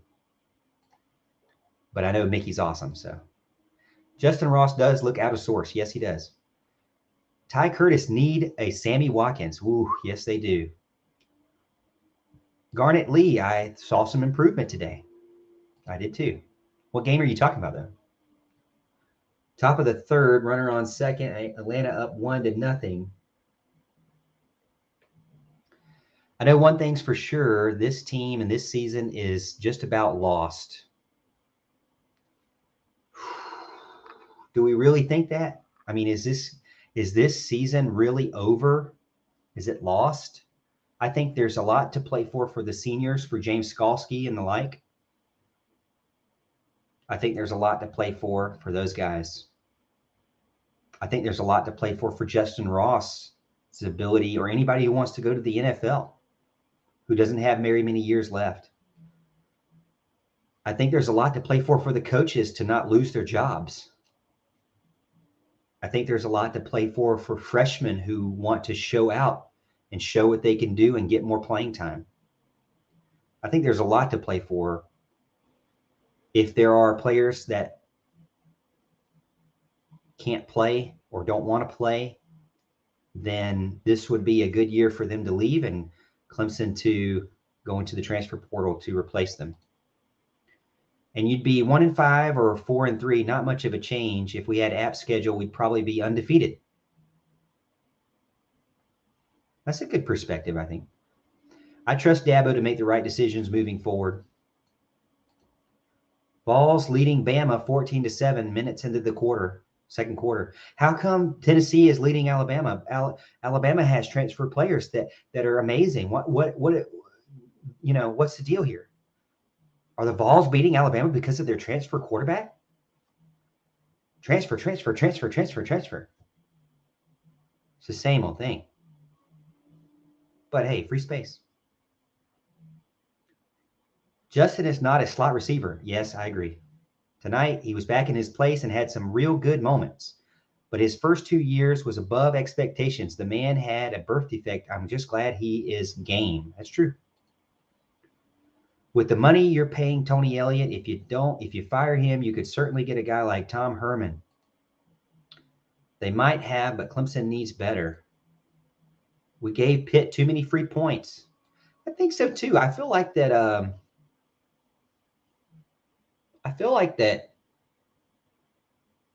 Like I said, Clemson could have easily been up 28-0 in the first quarter. Garnett Lee, Tyson played well except for that deep ball. I don't think they really let him play aggressive enough, to be honest. Shipley dropping pass hurt. Yeah. If they have no spots open, they can't take anyone from the portal. Yes, that's right, Bo. Again, if you look at the roster of the players they've already recruited, he's not going to kick people off the team because that's not what he does. So they only have about 16 spots. Well, they've already recruited 13 for next year. So they really only have 3 guys left. And they really need to get 3 freshman guys, 3 defensive end, a running back, and a wide receiver. That's it. Then there is no room. This year coming up, if they don't get any more recruits right now, if everything ends right now, nobody transfers out anymore, and they end where they're at, and they bring in 13, guess what? They have 3 walk-ons. They have only 3 spots available. They could get 3 transfer portal guys, or they could use it for 3 walk-ons. Then you wouldn't really be crying about walk-ons because most people have 3 walk-ons or at least 1 walk-on or something. If the wide receivers could make a catch, we're in a different conversation. That is true. Always good to remember that perspective. You know? DJ threw 2 interceptions, both critical in the red zone. The other was a pick 6. Unfortunately, it has been repeated all season. I thought we did this one. Yeah, we already did these. Let me go back.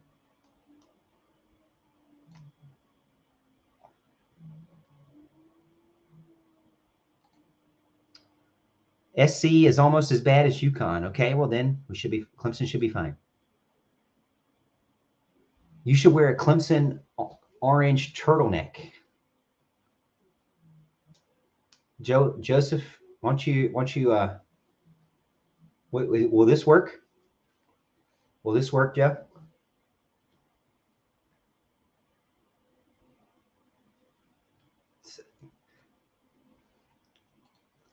Transfer portal won't help the O-line isn't the answer. It takes the best of the best players to learn blocking assignments 2 years. The best teams have O-linemen that are juniors, seniors starting. That is so true. That would be my case for the transfer portal, though.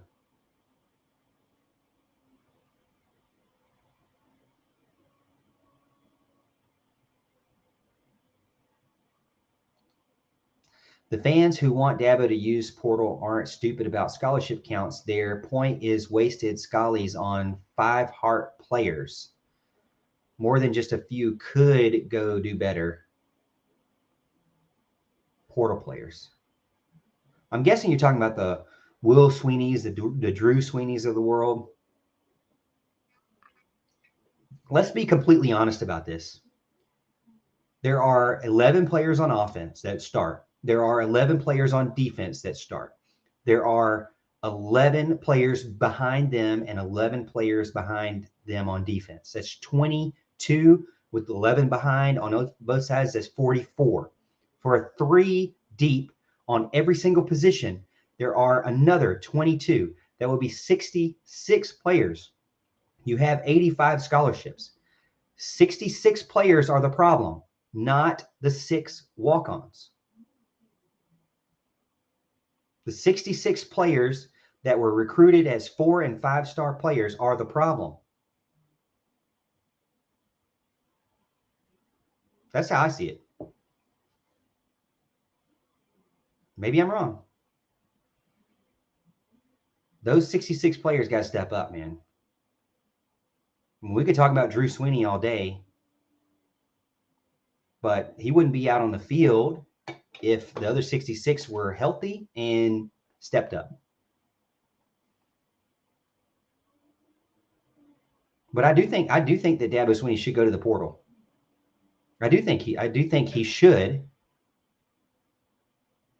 And to Dabo Swinney's point, it's only been this first year really where it's been like a free-for-all. So he's behind the game with that. But he honestly, to his point, he did not feel like that he needed to use it. My biggest thing is just instead of just saying the portal, can we say a player name? Because I'll look up the player and I'll tell you what I think. Because if you say like Kane Madden, for example, Kane Madden only has 1 year left, went from Marshall, a no-name, he was a no-name recruit, never recruited by many of anybody, went to Marshall, walked on at Marshall, worked his way up, graduated from there, lives in Ohio, moved back to Ohio, decided to go to Notre Dame after teasing Florida State. Was Clemson ever an opportunity there? Probably not.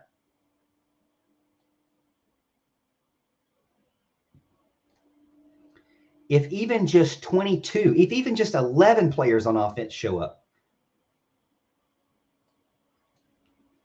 and if they can get just these 11 guys together, I don't know. We know this season is trashed, so play for a state championship and a bowl. Let's see how this team plays next season. We'll have Cade coming in and others.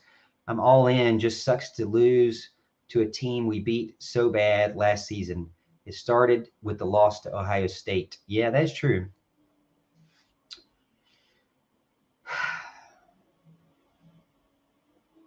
Okay, so yeah, there's still something to play for when it comes to the state championship.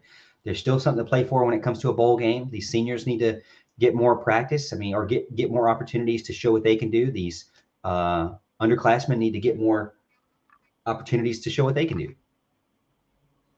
Watch the Gamecocks for a laugh. We got to beat them. Roger McManus says that. Rodney Johnson, I predict we will beat UConn and Florida State, but Wake and South Carolina are coin toss. Greg says, that's why this one hurts. Just hope we finish strong and save the season. Hope players don't give up.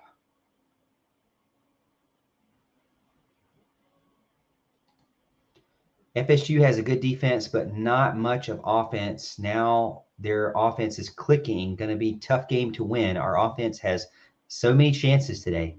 I was actually very, very happy with the fact that we could walk away from that game saying that they had a ton of chances.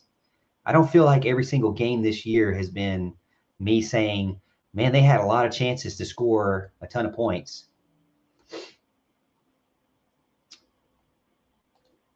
So John has a point as I was actually saying this out loud, and I agree with John on this one. When guys like Will Brown and Swinney and Venables are on the field before those 66 3-deep players, the fan chorus screams and they make a valid point.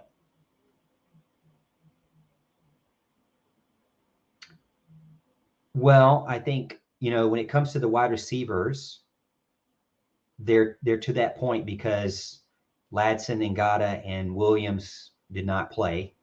And the guys that were playing were dropping balls left and right. So I can't necessarily blame them for having other players out there that now are literally fourth and fifth string guys. Tyler Venables is a third string, a nickelback. So he's made third string.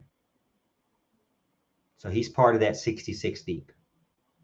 Yes, he is a coach's son, but he's part of the 66 deep. Will Brown, because of injuries to Troy Stellato injuries to Brandon Spector. By the way, Brandon Spector would be your slot receiver this year if he didn't have COVID. And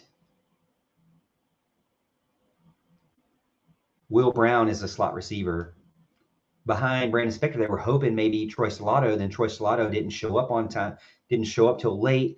Then in the fall wasn't ready, having struggles getting ready. So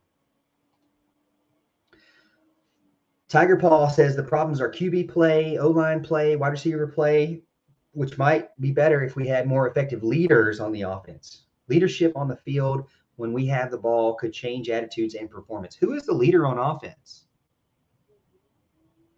I know you have the highest snap count guys, Bockhorst, McFadden, not Bockhorst, but McFadden, Parks, and DJ are your highest snap count guys, but who is actually a leader on the offense?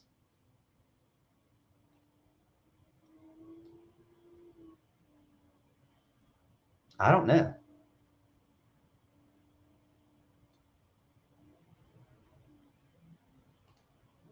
Troy Stellato should get some looks. He has 4 games. Maybe.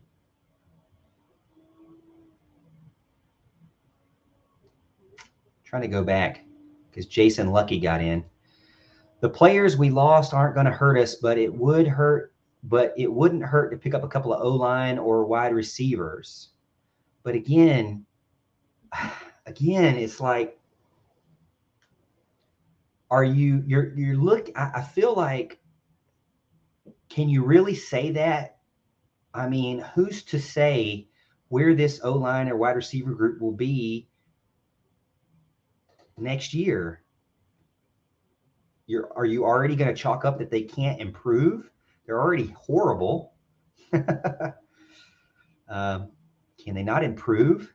You're not going to go get somebody in the portal right now. That would kill morale. You have to wait till after the season. So you're saying in December, are you already chalking up that you need a portal wide receiver? Now, Alabama did it. So they basically, knew, but Alabama doesn't care about their scholarships. They can kick somebody off the team and kick their scholarship off, and nobody cares. Uh-oh.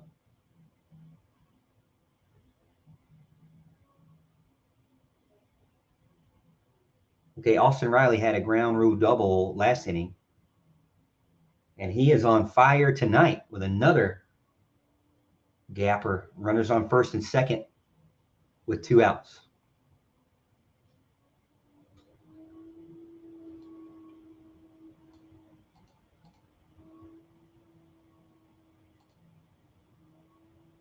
I think we'll beat FSU. Wake, not sure. I don't think this team can beat Wake. They score too many points. Any team that's good at scoring points, is going to beat Clemson.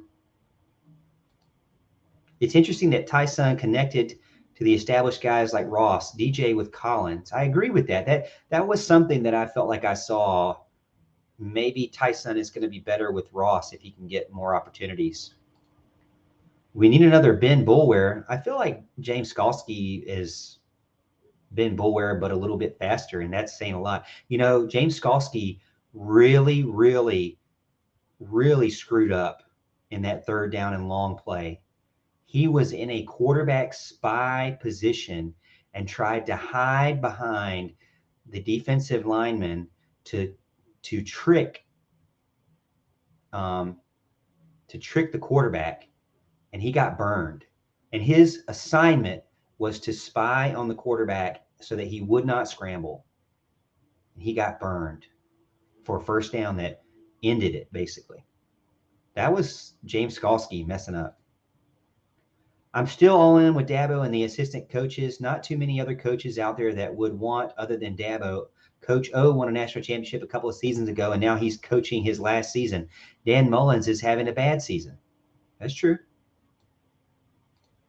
Halftime in College Station, Aggies 31, Chickens nothing. Gotta love it. 4 games saves the red shirt. Myron Kell Brown says one of those years.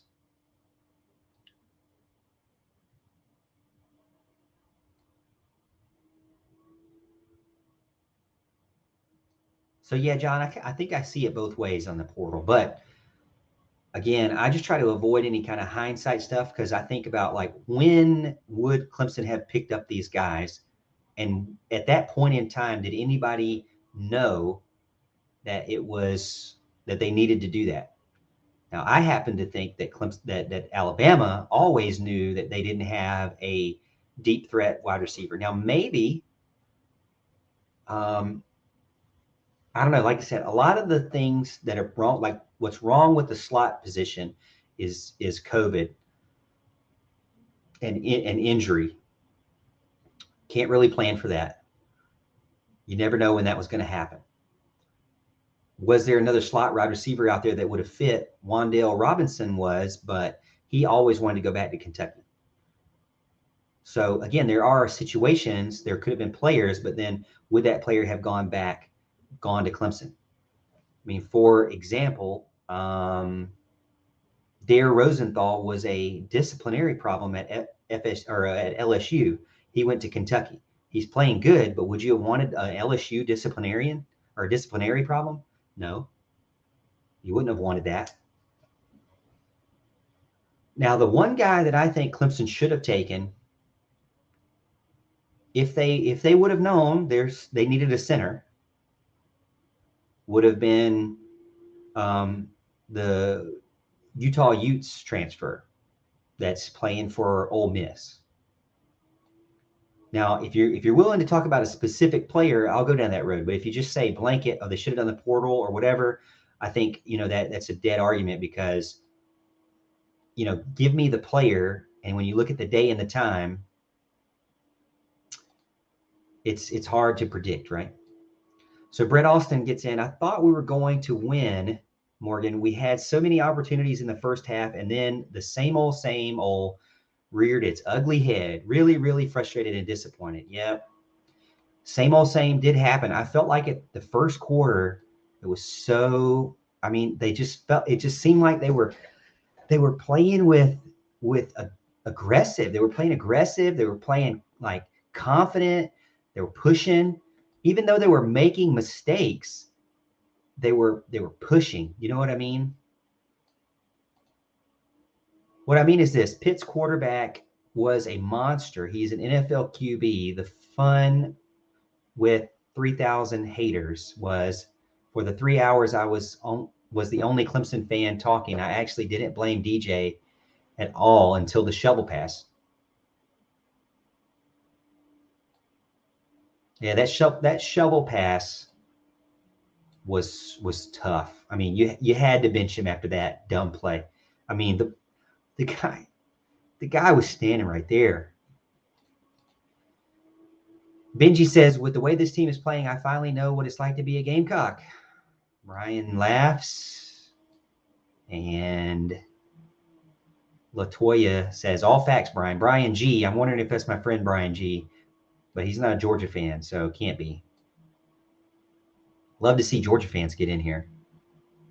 We had one after your game. We had a loser support group after your game.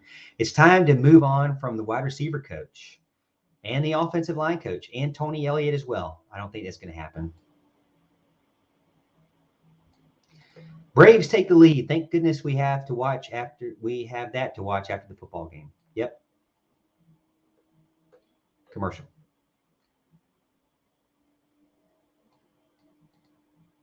Paula and SC, with all of our injuries, is this on the conditioning coaches?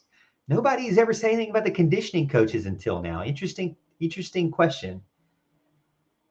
I don't think so. I mean, honestly, if you look back, there were a few years, and if you talk to your Gamecock friends, there were a few years, especially those Osterine years, that Clemson was very fortunate not to be injured.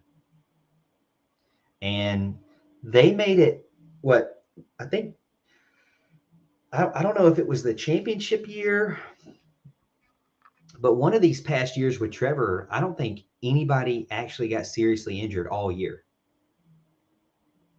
One of Trevor's years. So in the past 3 years, I think there's been a year where literally no one was hurt. Long term, maybe a game or two here or there, but no long-term thing. Nothing like it is now.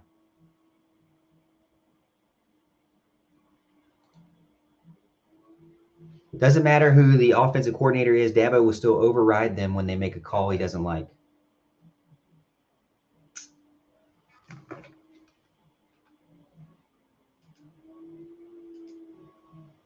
think my television is frozen.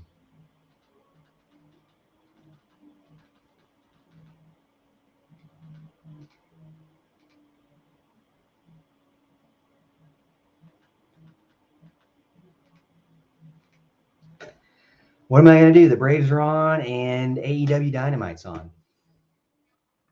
What am I going to do?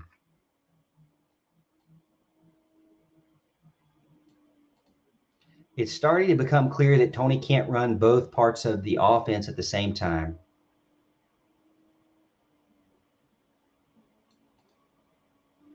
Paula, the only thing that can save this season is to beat Carolina. Benji, if the ineffective play calling continues, it will cost us recruits in the future.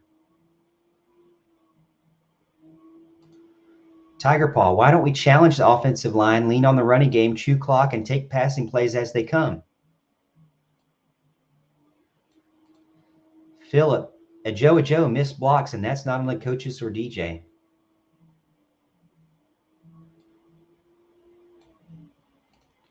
Philip, the drop balls were stupid. The injuries are overwhelming. This sucks.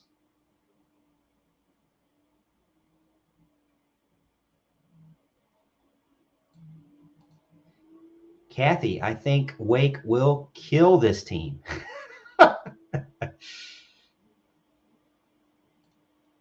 Bible Belt, I can't wait to hear the post-game interviews.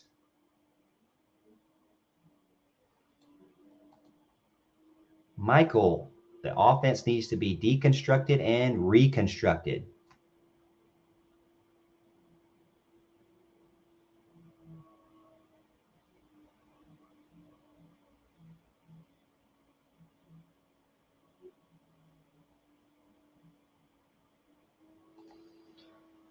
Win or lose, I'm all in. So in what department do we need to improve first? Wide receivers, running back, O-line, throw in quarterback, throw in offensive play calling. I really felt like very confident at the beginning of the game. I felt like Clemson was doing so well.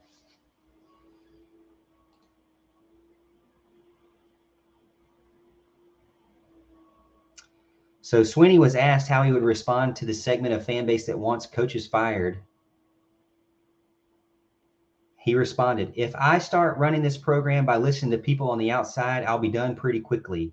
If I've done anything over 13 years as a head coach, I've been a model for consistency. Hopefully, we've earned a little bit of trust. Everyone has a right to be disappointed. I'm sick to my stomach, but I know what we're made of and what I'm made of, and I'll grow, and we will grow through it. We'll get back to winning some ball games, and hopefully that will make us appreciate it even better. We'll continue to get better, continue to recruit, and continue to get players back. Tigers did bench starting quarterback DJU in the third quarter, and Swinney said that all jobs are open considering the dismal performance. I think everything is under evaluation at this point. Everybody has to show up every single day. We have to take it one day at a time. We'll go to practice. We'll see who has the best practice, and we'll see who runs out there first at every position. We've got a lot of good fortune around here, and this is a tough time. This is a hurting staff, team, and fan base. This is not the Clemson standard, but in the long run, this will make us better. I know that. It is up to me to fix it. I mean, at this point, it really is on Dabo Swinney. It is so bad, and there is no improvement that it is reflective of Dabo Swinney's head coaching.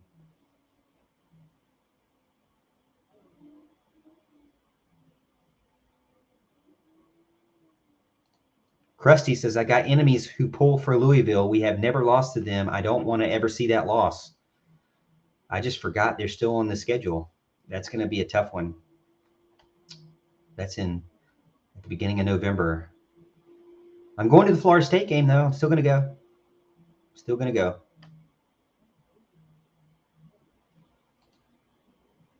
Pretty frustrating, though.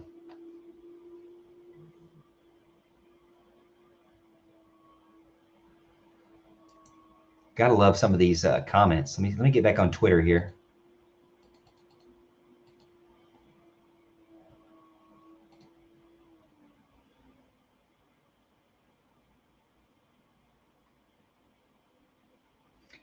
Shadow of Death Valley says, can someone explain why we quit running the ball in the second quarter? I'd love to be in the booth with our coaches sometimes.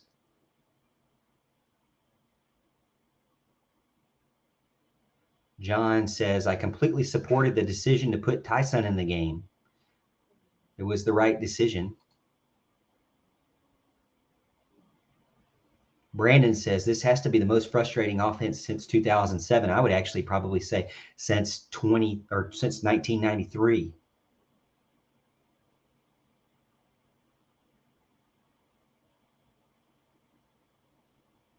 Jim says, I wish some of the fans would transfer. CD says, DJ is going to be a big-time Clemson player before his career is over. I'm sure of it. Too many intangibles.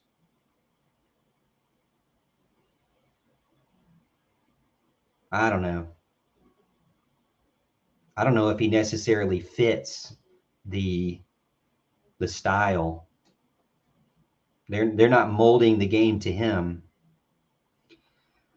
Krusty says, you have a good night, Morgan. Thanks for the after game. I'm going to watch and see what Dabo has to say. See you later, Krusty. Tiger Paul says, how can Dabo seriously sit here and say no staff changes need to be made? If he really feels that way, we're going down a long, dark road, not just this season.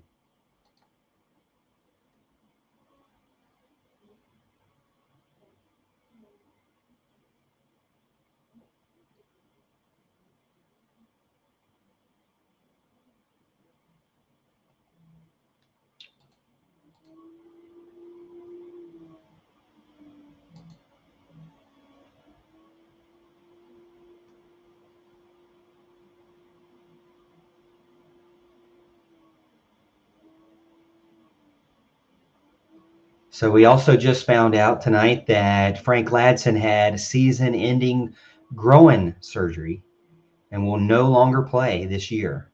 So they're out with Frank Ladson. So the opening day starters that are now done for the season: Landon Zanders, safety; Brian Brzee, defensive tackle; Lynjay Dixon, running back who transferred; Braden Galloway is now done with a shoulder injury. Most likely separated his shoulder. That will be a season-ending injury. Matt Bockhorst, torn ACL. Frank Ladson, groin. Will Taylor, torn ACL. Taquan Johnson, torn pectoral. Dietrich Pennington, torn ACL. John Williams, don't remember. I don't remember what John Williams had. Somebody tell me what John Williams had. So 1, 2, 3, 4, 5, 6 starters no longer playing for the rest of the season.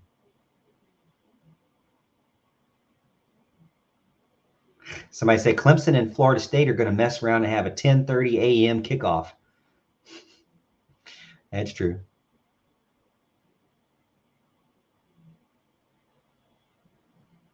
People can't have it both ways. It's Clemson is terrible, and now Pittsburgh saying it was a statement win. Which is it? This year, I don't think beating Clemson is a statement win. From 2015 to 2020, Clemson has lost 3 times in the regular season over 70 games. They have now lost 3 times in 7 games. Wow. Since Dabo Swinney isn't considering staff changes, it'd be nice to know what he is considering. Let's not forget this team could easily be 1-6 right now.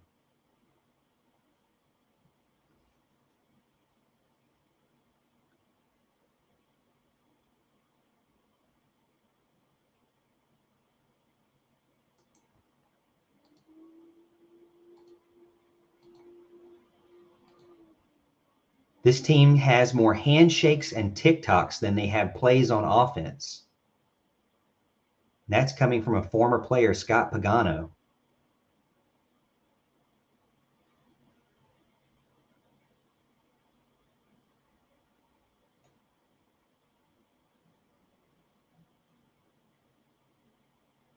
Wow. This team is being killed by injuries, being killed by disrespect on social media.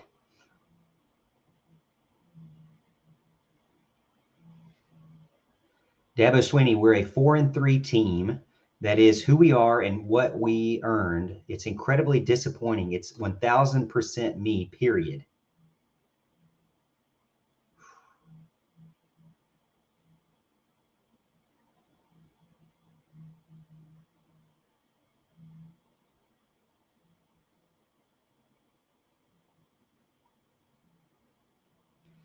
Elliot says competition is open at all positions this week. Somehow I doubt it. Who do you got?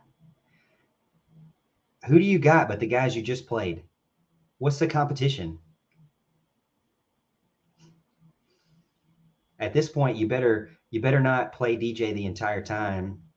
Next game, better rotate. That's about the only person you can rotate. You really don't have anybody else. Thomas gets in. Is it me or does it feel like Florida State started their decline? Bad line, ineffective wideouts, injury, poor quarterback play, worried if we don't make changes.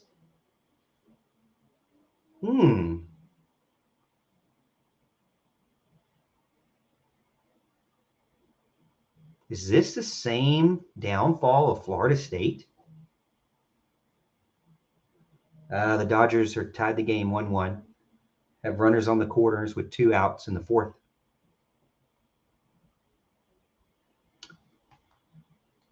Brett Austin says John Williams had season-ending surgery prior to the UGA game.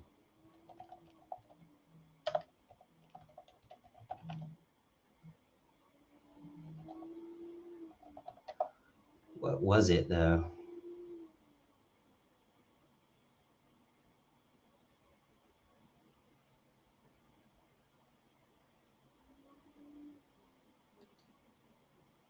Torn labrum. No, that was when he was a commit.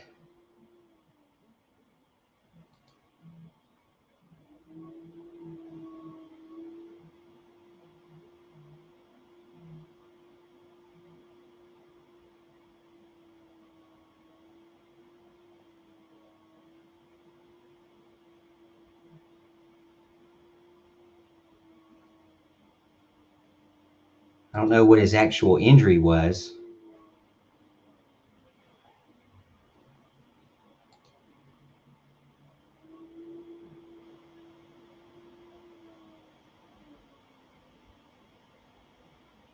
Nobody ever indicated what his injury was as of August. He had surgery on something?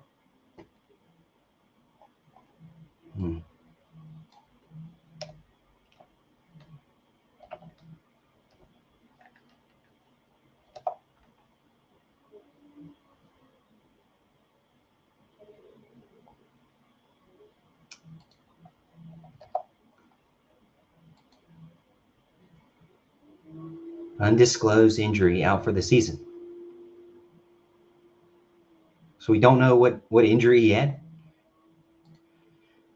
Say, what? Dabo is not on the field as a player, is he? How is it 1,000% on him?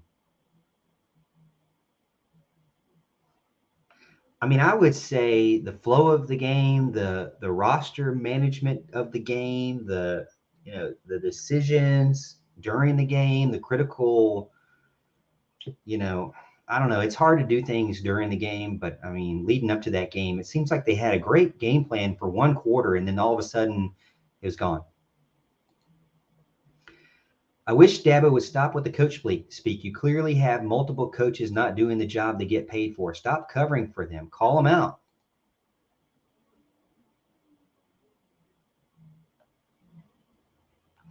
I asked Swinney, this is David Hood. David Hood asked Swinney about changes fans want. Elliott fired, Caldwell fired, DJ benched. He says fans have a right to be disappointed, but there are also people that wanted him fired early on, wanted Batson fired early on, says things are going to get better. Fans respond, the reason why Dabo didn't get fired early on is because he made decisions and fired guys when he got embarrassed. Judah Davis, former Clemson player, says, no lie, I want the screen deleted from the playbook. fan comments, when former players start to echo what fans have been saying for 6 years, we have some problems. We should take away our wide receiver U t-shirts and should stop posting videos of them dancing before game. Somebody else says, I'm worried about all of the transfers coming. Brett Austin gets in and says that Miami is beating NC State. I don't need that, actually. I did not pick that. I picked, well, NC State's winning now 17-14. NC State would have to lose, what, 3 ACC games at this point?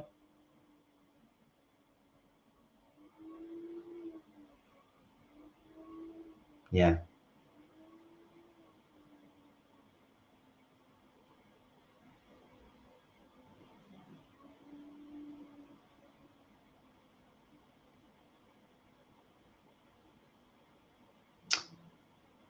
On my picks against the spread,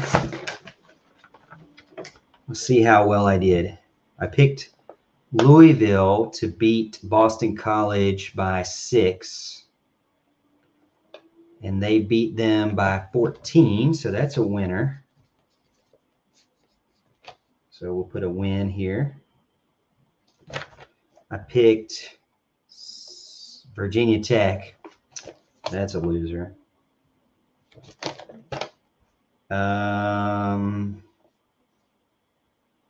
I picked NC State +3. And I did pick Clemson. I should have known better on that one. All right, and so let's go the Pac-12. The Pac-12, I picked UCLA, and then they lost by 3, so that's an L. Doggone it. I also picked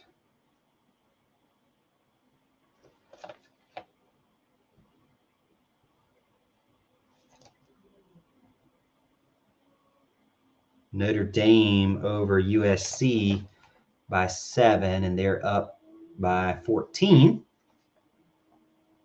And then in the Big 12, I picked Oklahoma State +7. They lost by 3, so that's a win. Very good.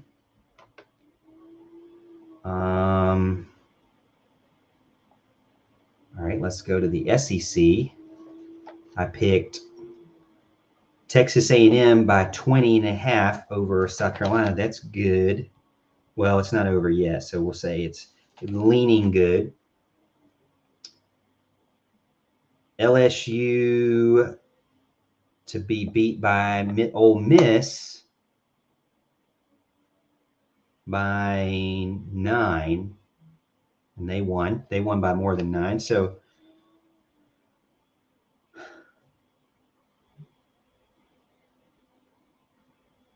yeah, so 10 would be 27. Yeah, so that's a win.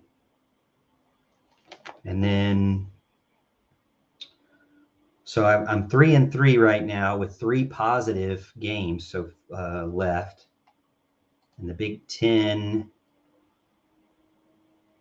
Purdue didn't do it for me.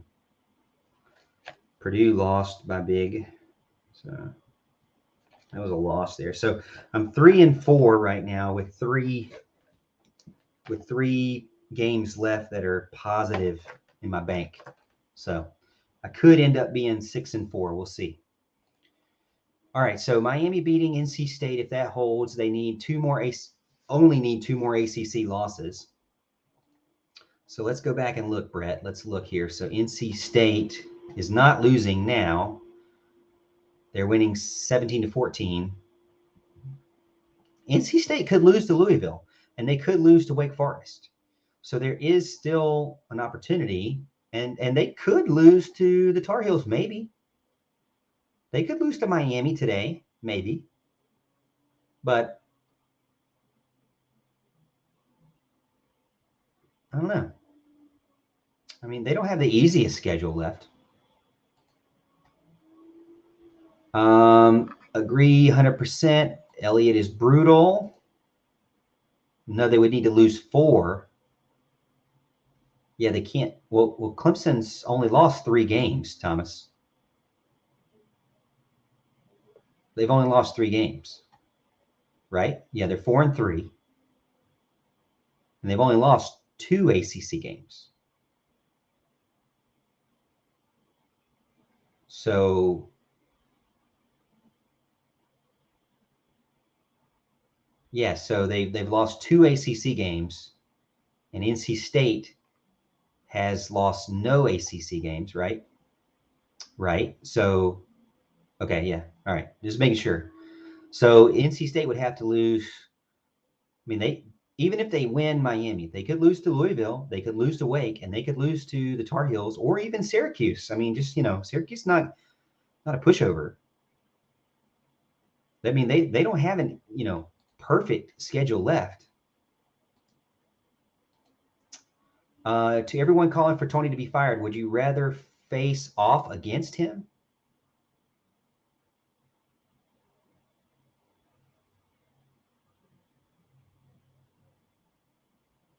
If Tony Elliott was an offensive coordinator for another team, would you be scared? Good question.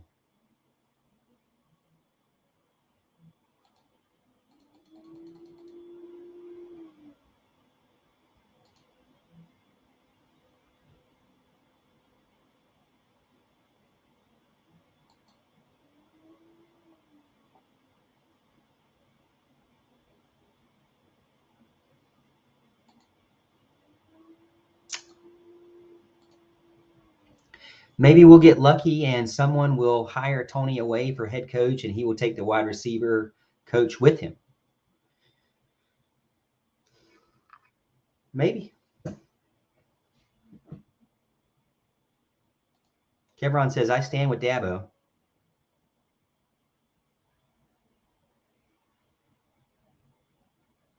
And then everybody else saying about the 2 losing 3 games, not 4. So they all agreed there.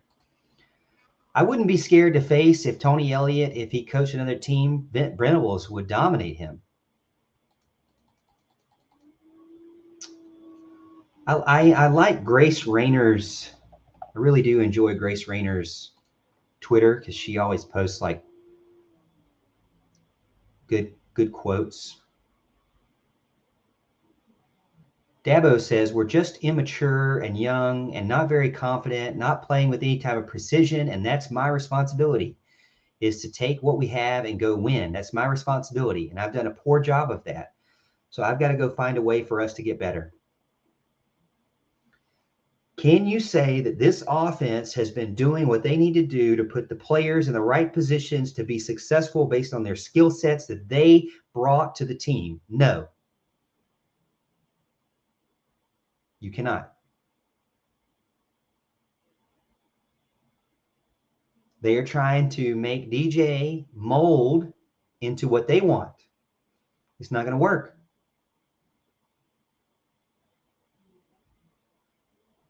Not going to work. He's completely different from any quarterback they've ever had. The only real play call that I questioned was the QB sweep by Tyson on 3rd and 9 or 10. The QB sweep to Tyson, not only was it boneheaded, but it was to the short side of the field. What is up with this?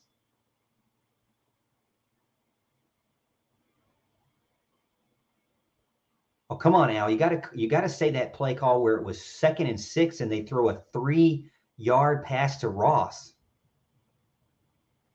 That's the best play route you have is a 3 and stop. They do way too many of these 5-yard and stop, 3-yard and stop, 2 and out of bounds.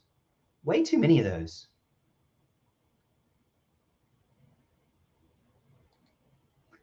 Kevron gets in his best Coach O impression. Let me see if I can say this for you, Kevron. Dabo Swinney is my coach, and I love my Tigers unconditionally. Go Tigers. Coach O would be here. He would say,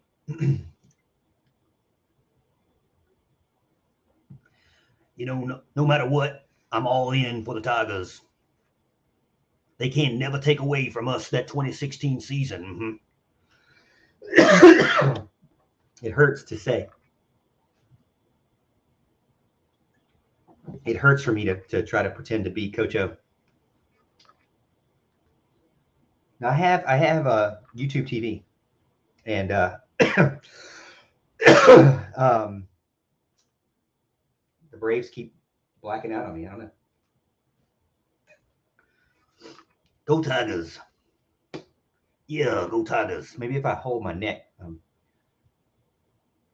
You never can take away from 2018 and 2019, or 2018 and 2016 national champions. Always go Tigers. No matter what happens, no matter who we fire, how bad we are on offense, we never can take that away.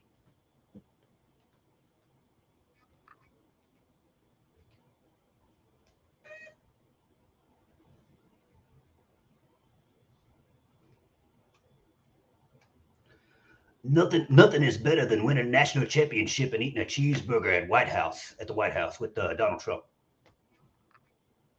All right, runners on second and third, 2 outs with Rosario up the plate. No balls and 2 strikes.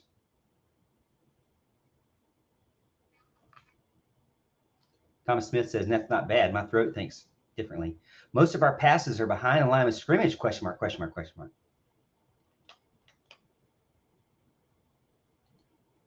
If Shipley had caught that long pass, the game would be different. The pick 6 was killer. Also, the interception that DJ threw within the 10. We can't make mistakes like that. So true. When CU and SC face off, it'll be a race for the worst offenses in the NCAA at the end of the season. Could be. We simply have no real dependable playmakers. You don't.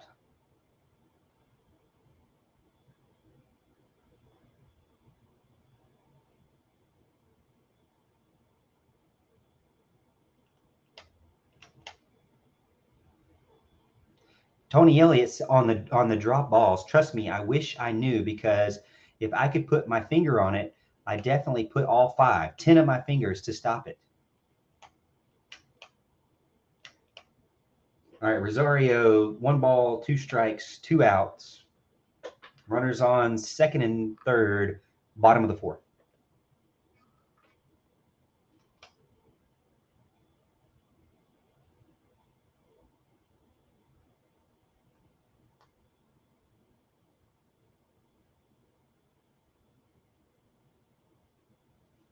The fans are on their feet in Atlanta.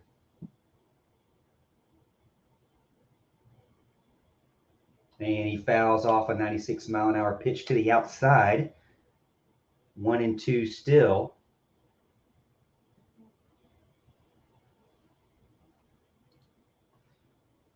We lack consistency on the offense. Tony on DJU has played well enough to earn the benefit of the doubt for the starting job. I think right now, offensively, where we are, every job is going to be evaluated at every position.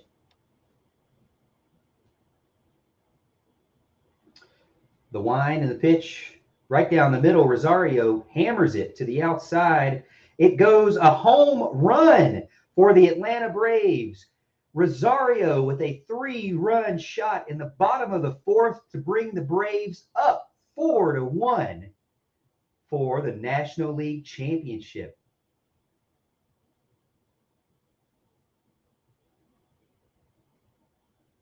A huge moment and huge hit that we got to witness here on the Losers Support Group.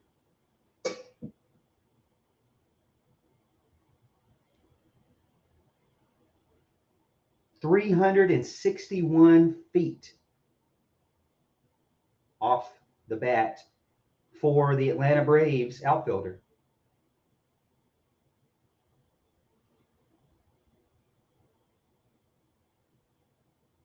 He goes back for a curtain call, tip of the cap to the crowd. And you can tell that Atlanta is fired up. They're looking to make their first World Series. Back to my point about the World Series.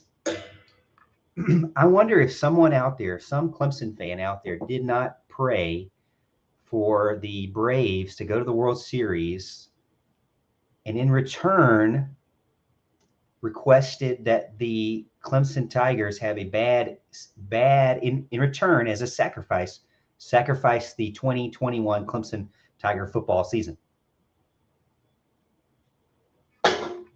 If the Braves win the World Series,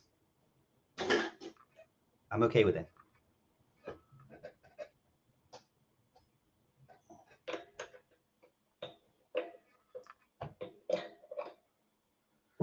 What a rocket into the corner.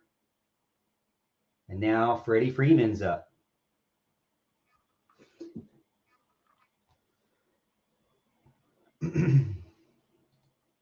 Michael Hill, 3-run homer. Brett Austin, Dabo for sure. We were wandering in the desert for 30 years before he arrived, and most recently saw a lot of so-called fans not coming to games, saying they were boring. I've loved each win and will treasure them. This season shows again to cherish all victories. 4-3 Bravos. 4-1, hopefully. Yes. So, Brett, that is a good point. When it's bad, enjoy it or endure it. When it's good, enjoy it. That's what I've always heard. So, Greg Warner says, Eddie, I feel the bad for the defense. They played their guts out. You know, the defense, you know, has their flaws too, but at least they play like a unit, you know.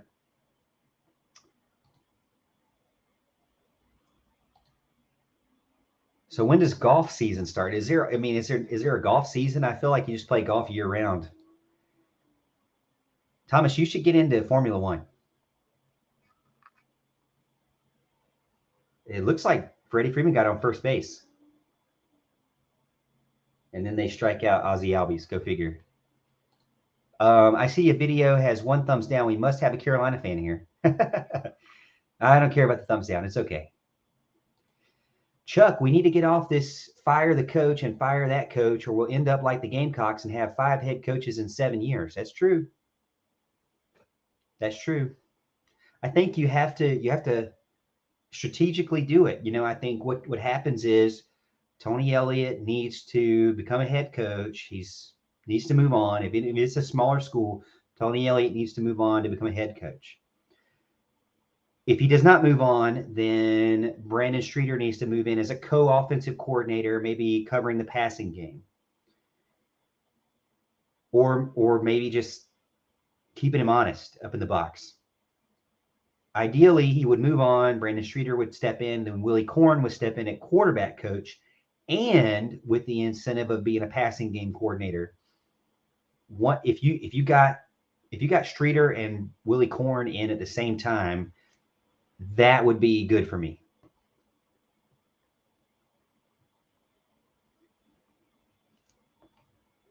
I think there's a gradual progression of it. Even if Tony Elliott was doing amazing, there needs to be a gradual progression or lineage of coaches, because you can't guarantee that a coach is going to stay around forever. There has to be a game plan.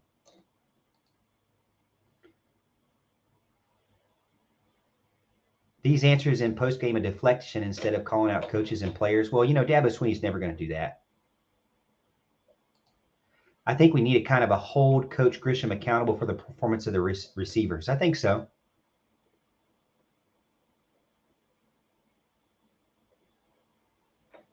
I mean, to me, it's beyond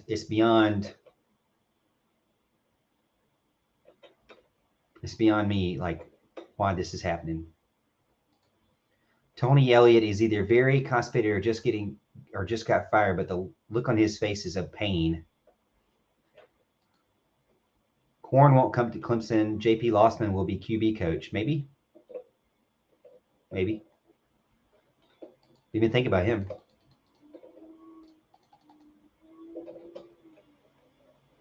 Now to, okay, Houston gets in over on Twitter. It says, guys, I'll be honest, I have no desire to talk about the Pitt game with Eddie Rosario doing what he's doing. That's true.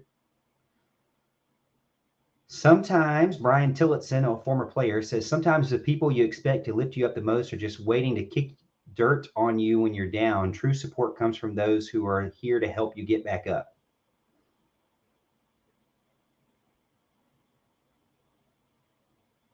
I mean, Pittsburgh just played in a stadium in Heinz Field that's 65,000 fan stadium. Dabo has built a facility and a stadium and is in a stadium that holds 82,000, more than an NFL stadium in Pittsburgh. So while it is a few games, it is that this team is not going to the postseason. This team is at risk of not going to the postseason, even for a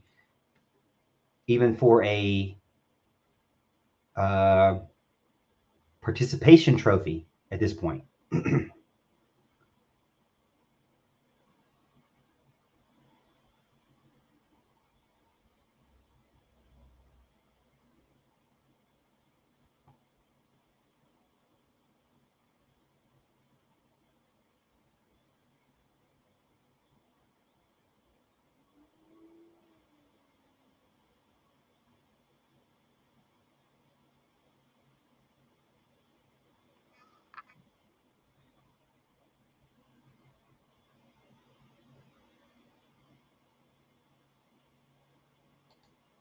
I know they're still using the ball machine after practice because you can hear it almost every interview. Well, they need to be. Who is it, though? Who is it? Corn invested with the Coastal staff. Maybe, maybe not. Fun fact, Charlie Whitehurst is 4-0 versus South Carolina. Clemson don't rehire people after getting fired. He left on bad terms with us.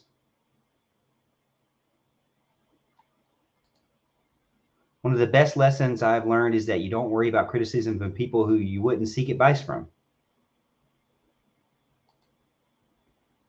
Brett Favre for wide receiver coach would be a dream fit. I saw Willie play one game against Georgia Tech. He was out for the season before the second half. I don't know why he left, but it was bad. Miami up 21-17 in the third quarter.